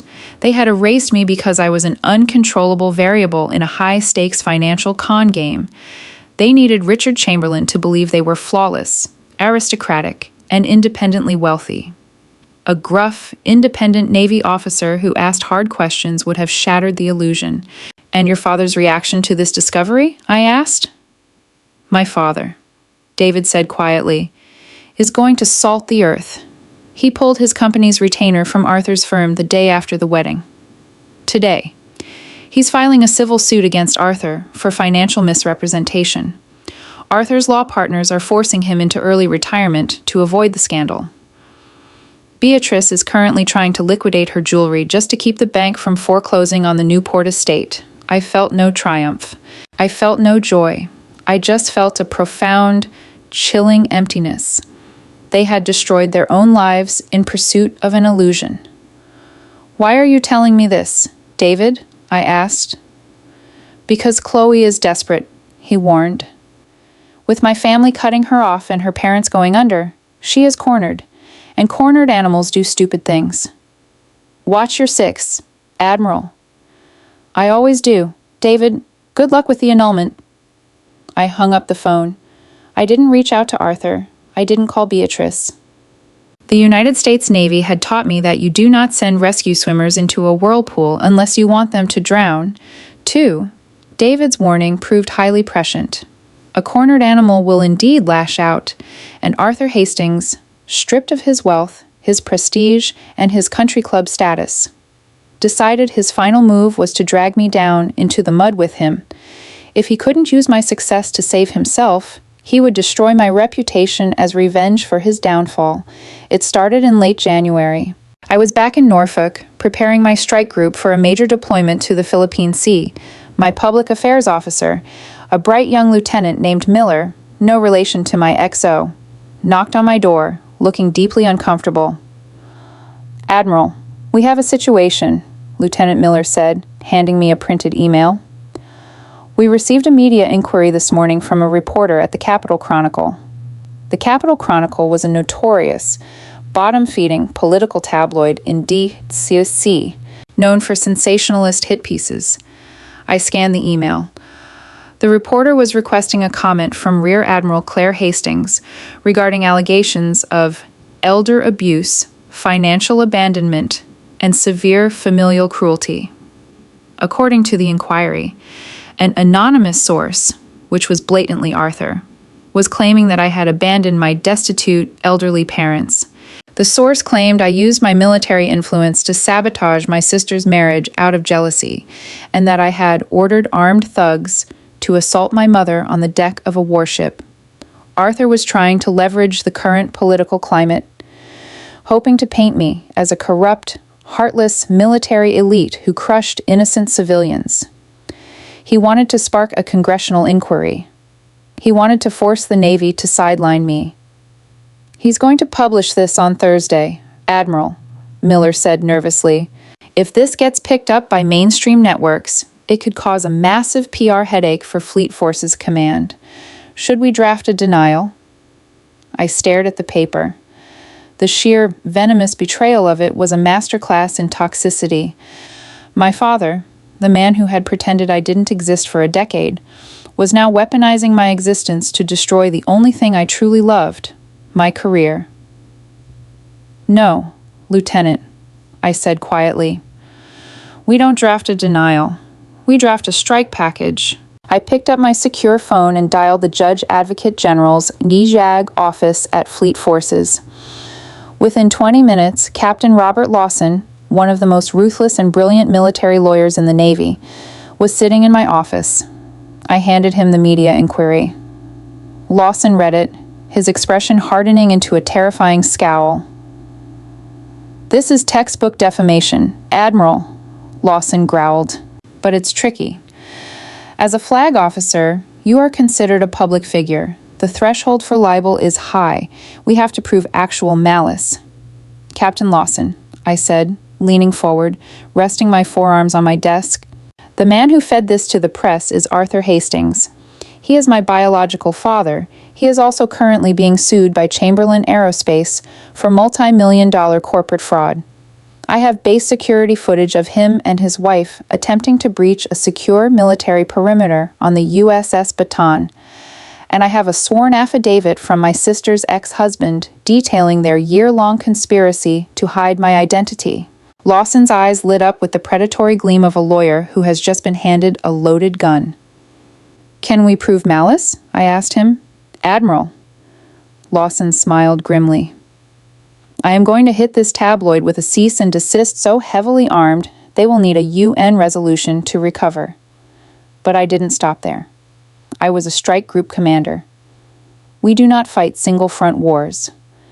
I made a second phone call, this time to Richard Chamberlain. "Mr.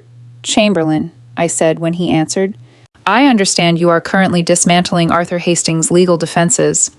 "Brick by brick, Admiral," Richard said, his tone dripping with satisfaction. "To what do I owe the pleasure?" "Arthur is attempting to retaliate against his current circumstances by feeding a defamatory hit piece to the Capital Chronicle regarding my military record and conduct. I am unleashing Navy JAG on the publication. However, I believe a coordinated strike would be more effective." Richard chuckled, a deep, rich sound of genuine appreciation. "You want me to drop the hammer from the civilian side?" If your legal team were to casually inform the editors at the Chronicle that their anonymous source is currently the subject of a massive corporate fraud lawsuit, and that publishing his fabricated claims might make the tabloid an accessory to libel against a defense contractor, I imagine the article would lose its appeal. "Consider it done, Claire," Richard said. It was the first time he had used my first name. It was a sign of absolute, mutual respect. It is an honor to go to war with you. The hit piece never ran, faced with the combined, terrifying legal artillery of the United States Navy JAG Corps and a billionaire defense contractor's legal team. The Capitol Chronicle completely folded. They spiked the story and permanently blocked Arthur's phone number. Arthur's final, desperate torpedo had missed entirely, and the backblast destroyed whatever was left of his life. A month later, the foreclosure went through. The Newport estate, the sprawling, manicured fortress where I had been told I was too dirty, too masculine, and too embarrassing to exist, was seized by the bank. Arthur and Beatrice were forced to move into a modest apartment in the Boston suburbs, completely excised from the high society circles they had sacrificed their souls to maintain. Chloe's annulment was finalized, left with nothing but a mountain of credit card debt and a reputation as a grifter. She disappeared from the East Coast entirely, reportedly moving to a small town in the Midwest to avoid the suffocating humiliation of her ruined D.C. socialite status. They were gone. The Hastings family, as a concept, as a threat, as a weight around my neck, had ceased to exist. It was mid-April. I was standing on the bridge wing of my flagship, the USS Baton, anchored at Naval Station Norfolk. The sun was setting over the Atlantic, casting the sky in brilliant streaks of violet and gold. The salt air was sharp and clean. Tomorrow morning, at 600, my strike group was deploying. We were heading straight into the teeth of the Indo-Pacific theater. We were projecting power, ensuring freedom of navigation, and standing as the steel wall between democracy and tyranny. Admiral Connor stepped out onto the bridge wing, holding 2 mugs of terrible Navy coffee. He handed me one. "Nervous, Claire?" he asked, looking out over the massive deck of the amphibious assault ship, where sailors and Marines were making final preparations for the deployment. "Never, sir," I said, taking a sip of the bitter, scalding liquid. It tasted like victory. Connor nodded slowly. "I heard the noise up in Boston finally died down. JAG told me the tabloids backed off." "The threat has been neutralized, Admiral," I said evenly. Connor looked at me, his weathered, battle-hardened face softening just a fraction. He knew the cost of command. He knew the isolation it required. And he knew exactly what I had been through over the last year. "You know, Claire," Connor said quietly. "A lot of officers break when their personal lives go to hell. They lose focus. They let the ghosts drag them under. But you didn't. You used the pressure to forge yourself into something harder." He turned and looked over the flight deck, gesturing to the thousands of personnel moving with synchronized, lethal purpose. "You aren't alone, Admiral Hastings," Connor said. "The bloodline you were born into was a failure. But this ship, this fleet, this is your family. And we don't erase our own." I looked down at the flight deck. I saw Master Chief Gallagher aggressively correcting a junior petty officer. I saw Lieutenant Miller running communication drills. I saw the massive, gray steel hull of the destroyer anchored off our port bow, the very ship I used to command. They were right. For 24 years, I had believed I was an anomaly. I thought I was a broken gear in the perfectly calibrated Hastings machine. But the truth was, I was never meant for their fragile, superficial world. I was built for the storm. "Thank you, sir," I said, feeling an immense, profound sense of peace settle over my shoulders, heavier and more real than the stars on my collar. "Get some sleep, Claire," Admiral Connor said, returning my salute. "We have an ocean to conquer tomorrow." He stepped back inside the bridge. I remained on the wing for a few moments longer, letting the ocean wind whip across my face. I thought of the brown potato sack dress. I thought of table 14 by the kitchen doors. I thought of my father's booming voice claiming he only had one daughter. They had tried to bury me in the dark. They didn't realize I was a warship. I finished my coffee, turned my back on the setting sun, and walked inside to take command. The Philippine Sea at 300 hours is a vast, ink-black void where the line between the ocean and the sky completely disappears. In the Combat Information Center, CIC, of the USS Bataan, the darkness was absolute, illuminated only by the sterile, pulsing glow of radar consoles and the tactical displays mapping out our expeditionary strike group. It had been 4 months since we left Norfolk. 4 months since I walked away from the shattered remnants of the Hastings family.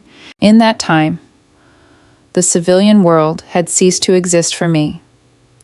My reality was reduced to fuel consumption rates, threat vectors, geopolitical posturing, and the heavy, unyielding responsibility of keeping 7,000 sailors and Marines alive in one of the most contested waterways on the planet. Admiral, we have a fast mover breaking formation from the opposing surface action group. My tactical action officer, Lieutenant Commander Reeves, called out, his voice a tight coil of focused tension. Bearing 040, range 12 miles and closing fast. It's a Luoyang, the third-class guided missile destroyer. He's making a direct run at the Halsey.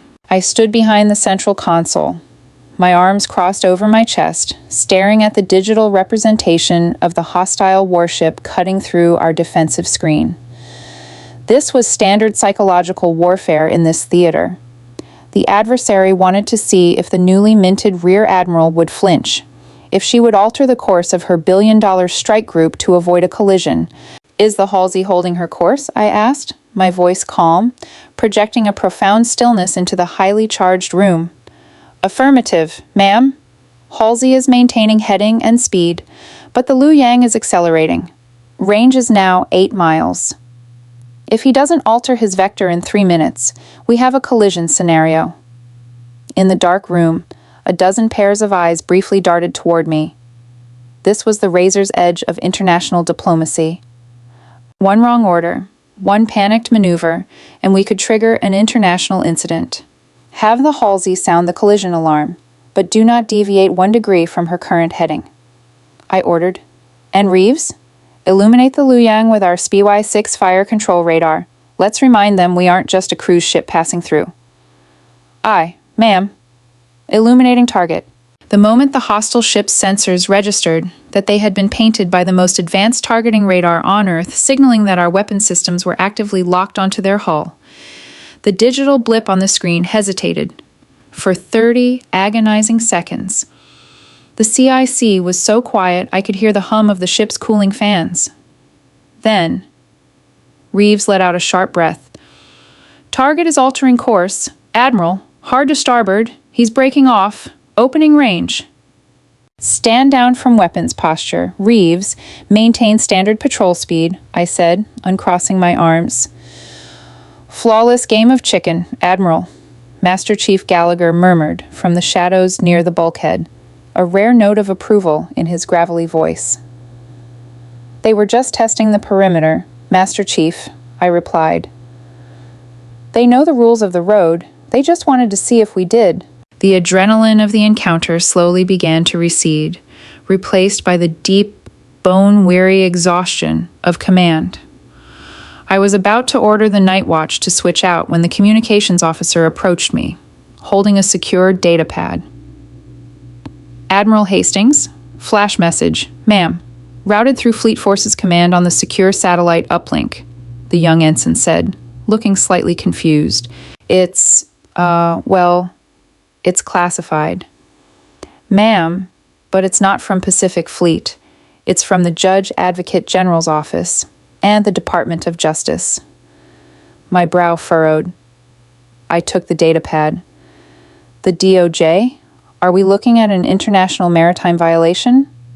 Negative, and ma'am, the ensign said softly. The subject line says it's regarding a domestic federal indictment. I walked over to the corner of the CIC, away from the immediate earshot of my tactical team, and scanned the encrypted message. My blood, still running hot from the naval standoff, turned instantly to ice.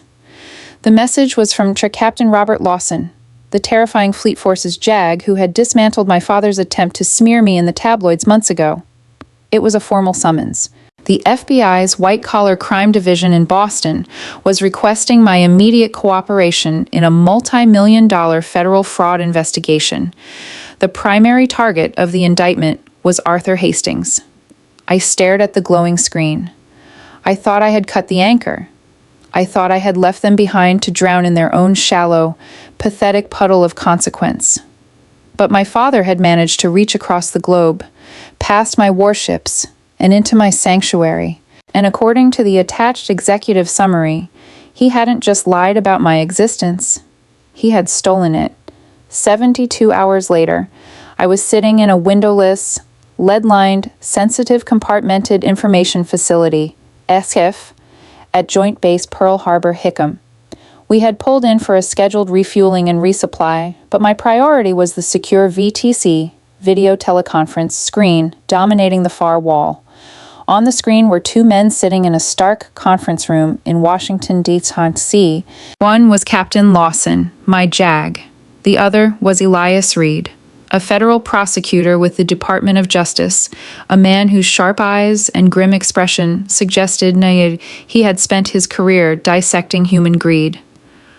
Admiral Hastings, Elias Reed began, his voice slightly distorted by the encryption software. Thank you for making time for us during an active deployment. I will be direct. 6 weeks ago, Richard Chamberlain's legal team filed a civil suit against your father, Arthur Hastings, for financial misrepresentation. During the discovery phase of that civil suit, Chamberlain's forensic accountants found something they were legally obligated to turn over to the FBI. I am aware my father is bankrupt, Mr. Reed, I said, my posture perfectly rigid, my hands resting flat on the metal table. I am aware he leveraged his estate to fund a lifestyle he couldn't afford. What does this have to do with me? I have been financially independent since I was 18. Reed exchanged a brief, heavy look with Captain Lawson. Admiral, Lawson took over, his voice unusually gentle. Arthur didn't just take out second mortgages. When his credit dried up 5 years ago, he established a shell corporation, an LLC designed to secure massive, high-risk commercial loans from 3 different private equity banks. He used that money to fund his law firm's deficit, your mother's charity galas, and your sister's wedding. And, I pressed, a cold knot forming in my stomach. Commercial banks do not lend millions of dollars to a failing lawyer without a rock-solid guarantor, Reed explained. Someone with an impeccable federal profile, someone with a spotless financial record, a reliable government salary, and a top-secret SCI security clearance. The kind of profile that makes risk assessment algorithms green-light massive lines of credit. The air in the XF suddenly felt entirely depleted of oxygen. He forged my signature, I whispered, the sheer, staggering magnitude of the betrayal hitting me like a physical blow. He did more than forge it, Reed said grimly. For 5 years, Arthur Hastings has listed you as the primary silent partner and financial guarantor of Hastings Associates, LLC. He used your social security number, your military rank, and your security clearance status to secure over $4 million in fraudulent loans. Because you were constantly deployed, he intercepted all the mail, routed the digital notifications to a dummy email account, and forged your signature on every single promissory note. I closed my eyes. The rage that ignited in my chest was not the hot, explosive anger of a betrayed daughter. It was the cold, terrifying fury of a flag officer whose integrity had been compromised. In the military, your security clearance is your lifeblood. It requires invasive background checks, financial audits, and an absolute adherence to the law. A flag officer tied to $4 million of defaulted, fraudulent commercial debt would immediately be stripped of her top-secret clearance. Without a clearance, I couldn't command a strike group. I couldn't even walk onto my own ship. Arthur hadn't just used my name to buy Chloe's designer wedding dress. He had gambled my entire 24-year military career to maintain his country club membership. He was perfectly willing to let the Navy court-martial me for financial crimes, just so long as Beatrice could keep wearing Chanel to the Newport Yacht Club. My clearance, I said, my voice dangerously soft as I opened my eyes and looked at Captain Lawson. Is my command in jeopardy, Robert? No, Admiral. Lawson answered immediately, leaning into the camera. The moment the FBI flagged the DOJ, I preemptively briefed the Secretary of the Navy and the CNO. We established a firewall. The Navy knows you are the victim of identity theft, not a co-conspirator. Your command and your clearance are secure.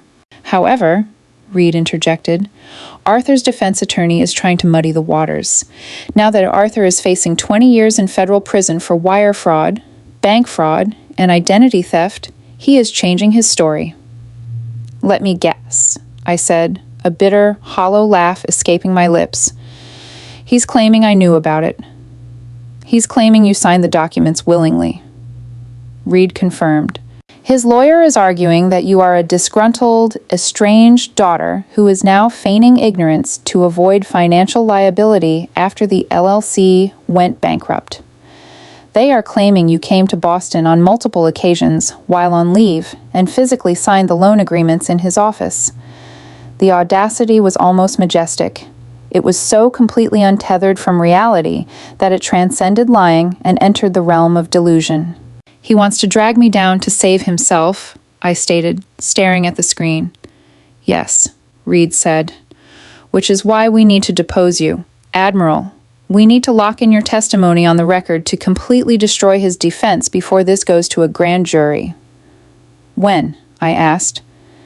I can have the federal magistrate set up a secure deposition link by Friday, Reed said. Your father and his defense attorney will be on the call. It will be combative, Admiral. They are going to try to rattle you. Mr. Reed, I said, standing up from the metal table, adjusting the cuffs of my uniform. I spend my days staring down hostile warships in the Pacific. A desperate, bankrupt lawyer in a cheap suit is not going to rattle me. Set the deposition. Friday morning.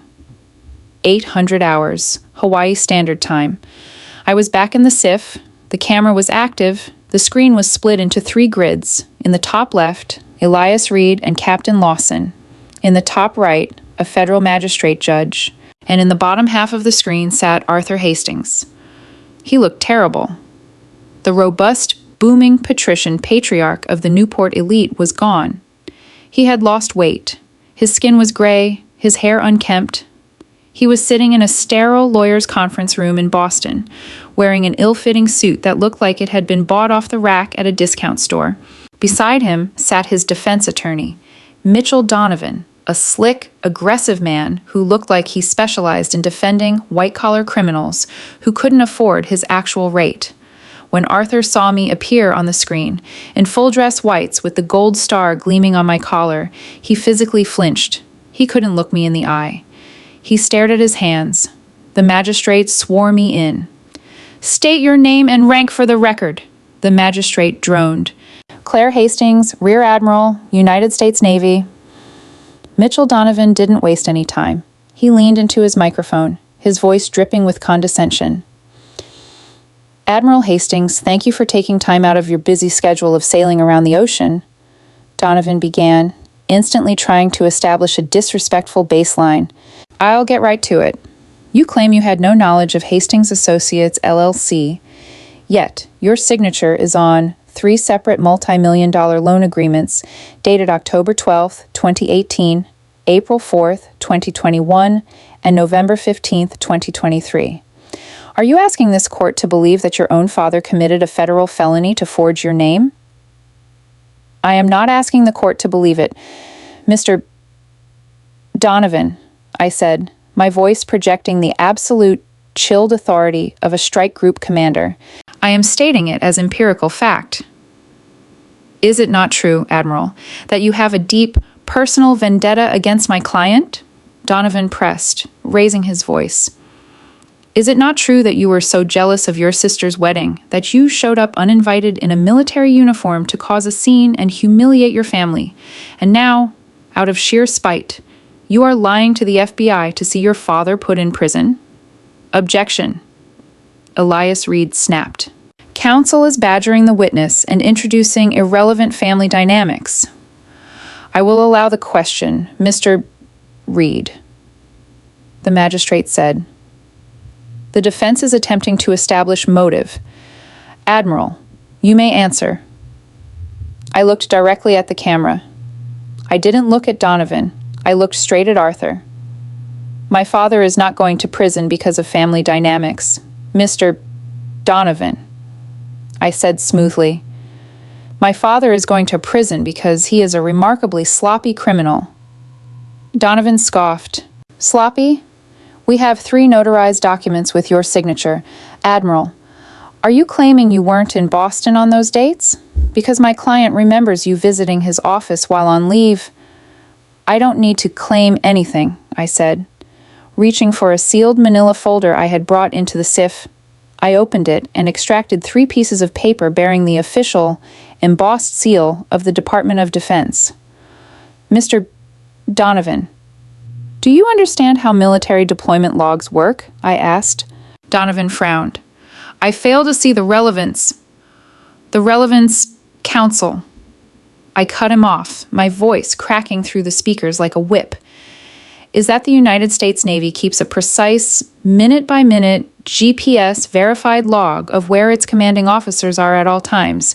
It is a matter of national security. I held up the first document, Exhibit A. The loan document dated October 12, 2018. My father claims I was in his Boston office signing this paperwork. According to classified naval deployment logs, which Captain Lawson has just submitted to the federal docket, on October 12, 2018, I was a commander aboard the USS John Paul Jones. We were actively engaged in a counter-piracy operation in the Gulf of Aden. I was 3,000 miles away from Boston, standing on the bridge of a destroyer. Arthur's head snapped up. The color completely drained from his already gray face. He had forgotten. In his narcissistic desperation to secure the loans, he had simply picked random dates to forge the paperwork, completely forgetting that his daughter's life was meticulously tracked by the United States government. Exhibit B, I continued mercilessly, pulling the second paper. April 4th, 2021. You claim I was sipping coffee in Arthur's law firm. The Navy logs reflect that on April 4th, 2021, I was submerged in a Virginia-class fast attack submarine during a classified transit under the Arctic ice cap. I did not see the sun for 60 days, let alone a notary public in Massachusetts. Donovan looked at Arthur. The slick confidence was entirely gone from the lawyer's face, replaced by the dawning horror of a man realizing his client had lied to him, and they were walking directly into a federal buzzsaw. And finally, I said, holding up the third document, November 15th, 2023, the date of the final, largest loan, the one that paid for the Castle Hill Inn wedding. My father claims I signed it. I find that fascinating. Because on November 15th, 2023, I was physically in the Pentagon, briefing the Joint Chiefs of Staff on Iranian drone capabilities. I was in a room with a metal detector, 4 armed guards, and the chairman of the Joint Chiefs. I imagine they would be quite surprised to learn I was simultaneously securing a commercial loan in New England. The silence on the VTC was absolute. It was the silence of total, unmitigated annihilation. Donovan slowly closed his legal pad. He didn't have a single follow-up question.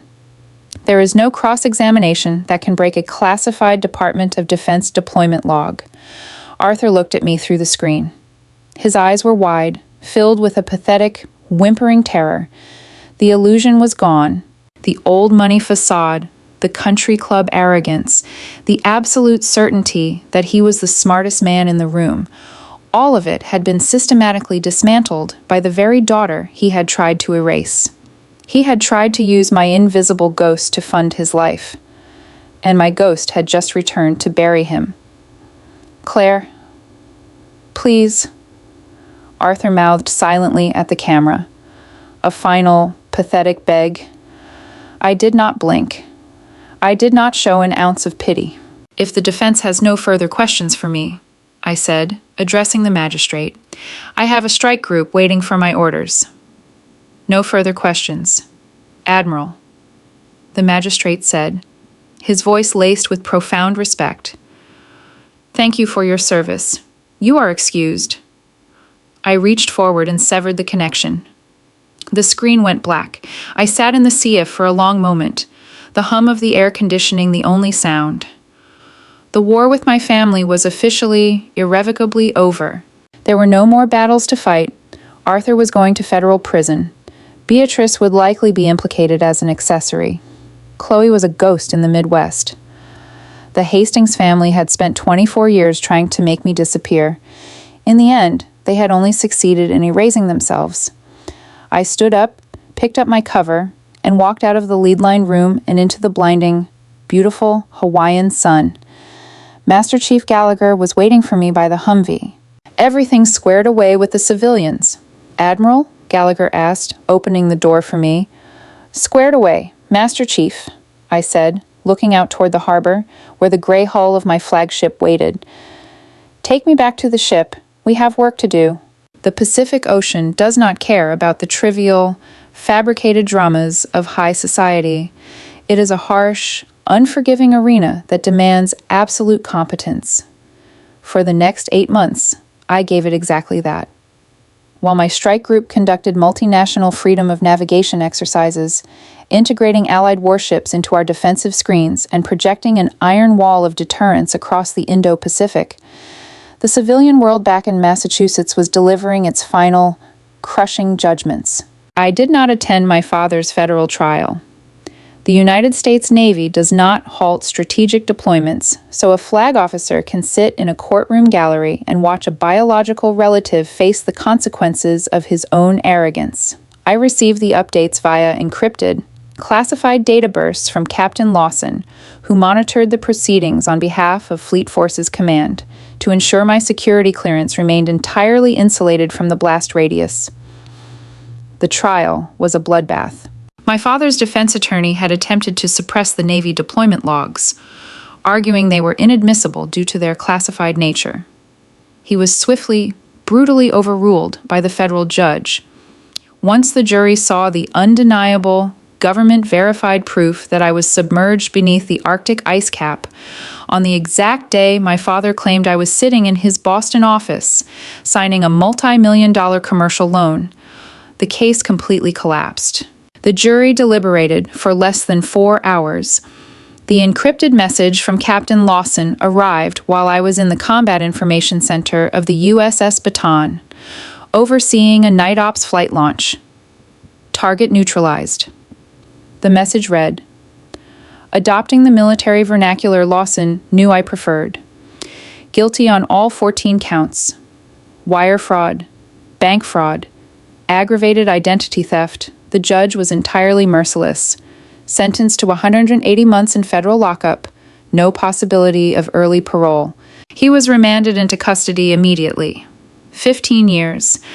My father, the man who had built his entire identity around bespoke tailored suits, exclusive country club tea times, and the illusion of aristocratic superiority, was going to spend the next decade and a half wearing a standardized jumpsuit in a federal penitentiary.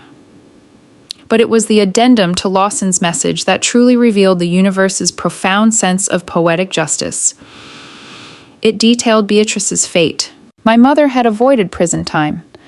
The federal prosecutors offered her a brutal plea deal: immunity from prosecution in exchange for turning state's evidence and testifying against her husband regarding the movement of the stolen funds.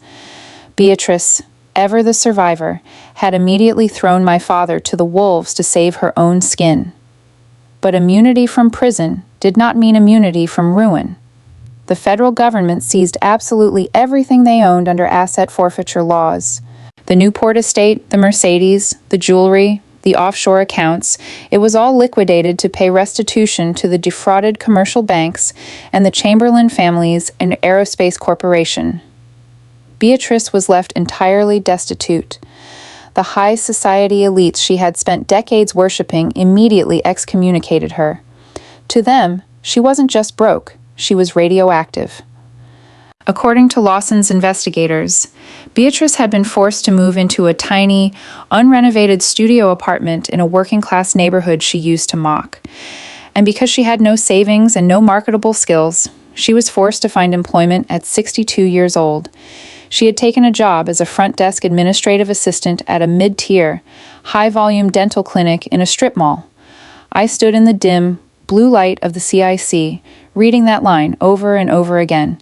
The sheer, staggering irony of it took my breath away. To hide me from the Chamberlain patriarch at the wedding, Beatrice had fabricated a cover story. She had told the groom's uncle, the senator, that I couldn't attend because I was a low-level administrative clerk who couldn't get time off. She had used that specific profession because, in her elitist worldview, it was the most demeaning, invisible job she could imagine. And now, the universe had rewritten reality to match her lie. She was the administrative assistant. She was the one answering phones, filing paperwork, and being ignored by wealthy patrons. The karma was so absolute, so flawlessly executed, that it felt like it had been orchestrated by a divine tactician. I deleted the message, handed the secure datapad back to my communications officer, and turned my attention back to the flight deck cameras. The past was finally, permanently dead. By December, the strike group pulled into Yokosuka Naval Base in Japan for a scheduled 2-week port call to undergo maintenance and resupply. It was a massive logistical undertaking. Thousands of sailors were granted liberty, flooding into the neon-lit streets of Tokyo, while the command staff remained aboard to coordinate with the Japanese Maritime Self-Defense Force. It was during this port call that the final, pathetic echo of my sister reached me. Mail call on a deployed flagship is a heavily vetted process. Letters are screened, sorted, and routed through multiple security layers before they ever reach the Admiral's wardroom. Most of my mail consisted of official correspondence, briefing packets, and letters from the families of my sailors, but my aide-de-camp, Lieutenant Commander Bradley, stepped into my office one morning, holding a crumpled, slightly water-damaged envelope. He looked deeply skeptical. "Admiral," Bradley said, holding the letter by the corner as if it were a biological hazard. "This bypassed the civilian filter because it was sent via priority international courier, addressed directly to your command billet. The return address is, a diner in Ohio." I took the envelope. The handwriting was erratic, deeply familiar, and lacked any of the elegant calligraphy Chloe used to insist upon. "Thank you, Bradley. Dismissed," I said. I waited until the heavy steel door clicked shut before I opened it. The letter inside was 3 pages long, written on cheap, lined notebook paper. It was a masterpiece of narcissistic delusion. Chloe's annulment from the Chamberlain heir had left her with absolutely nothing. Because she had actively participated in the fraudulent misrepresentation of her family's assets, the Chamberlain legal team had ensured she didn't walk away with a single cent of alimony or a settlement. Exiled from Washington, D.C. and Boston, she had fled to the Midwest, where she was currently waiting tables. But the letter contained no apologies, and no, there was no recognition of the psychological warfare she had waged against me. There was no remorse for attempting to use my uniform as a photo op at the embassy gala. Instead, it was a demand. Claire. The letter read, "I know you are angry, but things are desperate. Mom won't return my calls, and Dad's lawyers won't let me speak to him. My car broke down last week. You are an admiral. I know how much flag officers make. You have no husband, no kids, and you live on a boat, so you have 0 expenses. It is your duty as my sister to help me.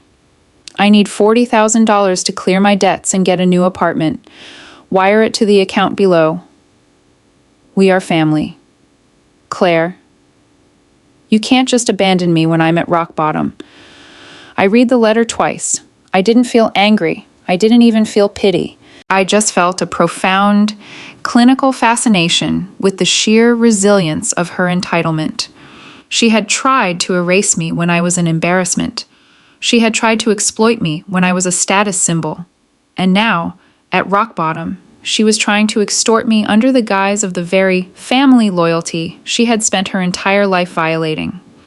In my office, there was a heavy-duty, cross-cut shredder designed to destroy classified military intelligence. It was built to turn solid documents into microscopic, unrecoverable dust. I didn't write a reply. I didn't call my bank. I stood up, walked over to the shredder, and fed the 3 pages of lined notebook paper into the humming steel blades. The machine devoured Chloe's demands in less than 4 seconds. I dropped the envelope in after it. I pressed a button on my desk console, connecting to my aide. "Bradley," I said over the intercom. "Yes, Admiral?" "Contact the base postal inspector. Any future correspondence originating from that sender or that geographic location is to be immediately incinerated. It does not pass the filter. It does not reach my desk. Is that understood?" "Crystal clear, Admiral. The block is in place." I walked over to the porthole of my office and looked out at the massive cranes and dry docks of the Yokosuka Naval Yards. The final thread had been cut. The Hastings bloodline was officially, unequivocally severed from my life. The true climax of my vindication did not come from the destruction of my biological family, but from the alliance forged in the ashes of their deceit. During our second week in Yokosuka, the base hosted a major bilateral defense summit. It was a high-stakes geopolitical event, designed to solidify the military partnership between the United States and Japan in the face of escalating regional tensions. The summit was attended by the highest echelons of both governments, and representing the United States Senate Armed Services Committee was Senator Hayes. I was tasked with hosting a private, classified briefing for the senator and his defense attachés aboard the USS Baton. I walked into the secure briefing room, flanked by Master Chief Gallagher and my tactical officers. Senator Hayes was standing at the head of the conference table. When I entered, he immediately stopped talking to his aides, stood at the position of attention, and offered a deep, respectful nod. "Admiral Hastings," the senator said, his voice carrying the immense gravitas of his office. "Your strike group looks sharp. The Pacific Fleet commander has been singing your praises." "Thank you, Senator." "The crew is highly motivated," I replied, taking my seat. We spent the next 2 hours diving deep into classified threat matrices, supply chain vulnerabilities, and radar integration schematics. Throughout the briefing, Hayes treated me with a level of deference and professional respect that bordered on absolute reverence. He didn't see me as the disgraced daughter of a ruined family. He saw me as the shield guarding the Pacific. When the official briefing concluded and my officers filed out of the room to prepare the flight deck for the senator's departure, Hayes lingered behind. He closed the heavy steel door, ensuring we were entirely alone in the wardroom. "Claire," the senator said, dropping the formal titles. He walked over to the coffee carafe and poured himself a cup. "I wanted to speak with you privately. Off the record." "Of course, Senator. What's on your mind?" He leaned against the bulkhead, swirling the black coffee in his mug. "I wanted to give you an update on the civilian front, specifically regarding my brother's aerospace company. The CEO asked me to pass along a message." I remained perfectly still. The Chamberlain patriarch, the man my parents had tried to con, was not a man who sent casual messages. The board of directors at Chamberlain Aerospace formally approved the new SPY-6 radar integration budget this morning. Hayes continued, "It's a multi-billion-dollar contract, and my brother made it a specific point to the board that the contract was secured entirely because of the uncompromising, brilliant feedback provided by Rear Admiral Claire Hastings during the Pentagon review panels. A surge of genuine, professional pride washed over me. I hadn't given his company an inch during those reviews. I had held their engineers to the absolute highest standard, and the CEO had respected me for it. Furthermore," Hayes said, looking me directly in the eye, "my brother wanted you to know that the Hastings name, your parents' name, has been systematically scrubbed from every country club, boardroom, and charity gala on the Eastern Seaboard. We didn't just excommunicate them, Claire. We made them a ghost story, a cautionary tale about what happens when you try to con the people who build the weapons. He set his coffee mug down and took a step toward me. You walked into that wedding reception a year ago, Hayes said softly, the memory clearly vivid in his mind. You were shoved by the kitchen doors, hidden, erased, and in the span of 12 months, you have completely conquered the very circles that tried to bury you. You are one of the most respected flag officers in the Pentagon. My brother's company considers you an invaluable strategic partner. And your family. He shook his head. They are dust. Hayes reached into the pocket of his suit jacket and pulled out a heavy, solid bronze coin. It was a deeply personal token in military and political circles, a challenge coin bearing the seal of the Senate Armed Services Committee on one side and the senator's personal crest on the other. He walked over and placed it firmly in the palm of my hand. You aren't the black sheep of the Hastings family, Admiral, Hayes said, his voice thick with emotion. You are the only member of that bloodline who actually matters. Keep giving them hell in the Pacific. I looked down at the heavy bronze coin, feeling the weight of the metal. It was a tangible, undeniable proof of my reality. I closed my hand around it. Tell the CEO I expect his radar systems to perform flawlessly during the live fire exercises next month, I said, a slight, genuine smile touching my lips. And thank you, Senator. The honor is entirely mine, Admiral. The summit concluded, and 2 days later, the strike group slipped its moorings and sailed out of Tokyo Bay, heading back into the deep waters of the Philippine Sea. It was around 500 hours. The sun was just beginning to break over the horizon, painting the sky in violent, beautiful shades of crimson and violet. I was standing on the highest point of the ship, Vulture's Row, looking out over the sprawling, 3-acre flight deck. Below me, the ship was alive. Mechanics were fueling the F-35 fighter jets. Marines were running physical training drills on the starboard elevator. The deafening, rhythmic roar of the ship's engines vibrated through the steel deck and into the soles of my boots. Master Chief Gallagher stepped out onto the catwalk beside me, holding 2 steaming mugs of Navy coffee. He handed me one without a word.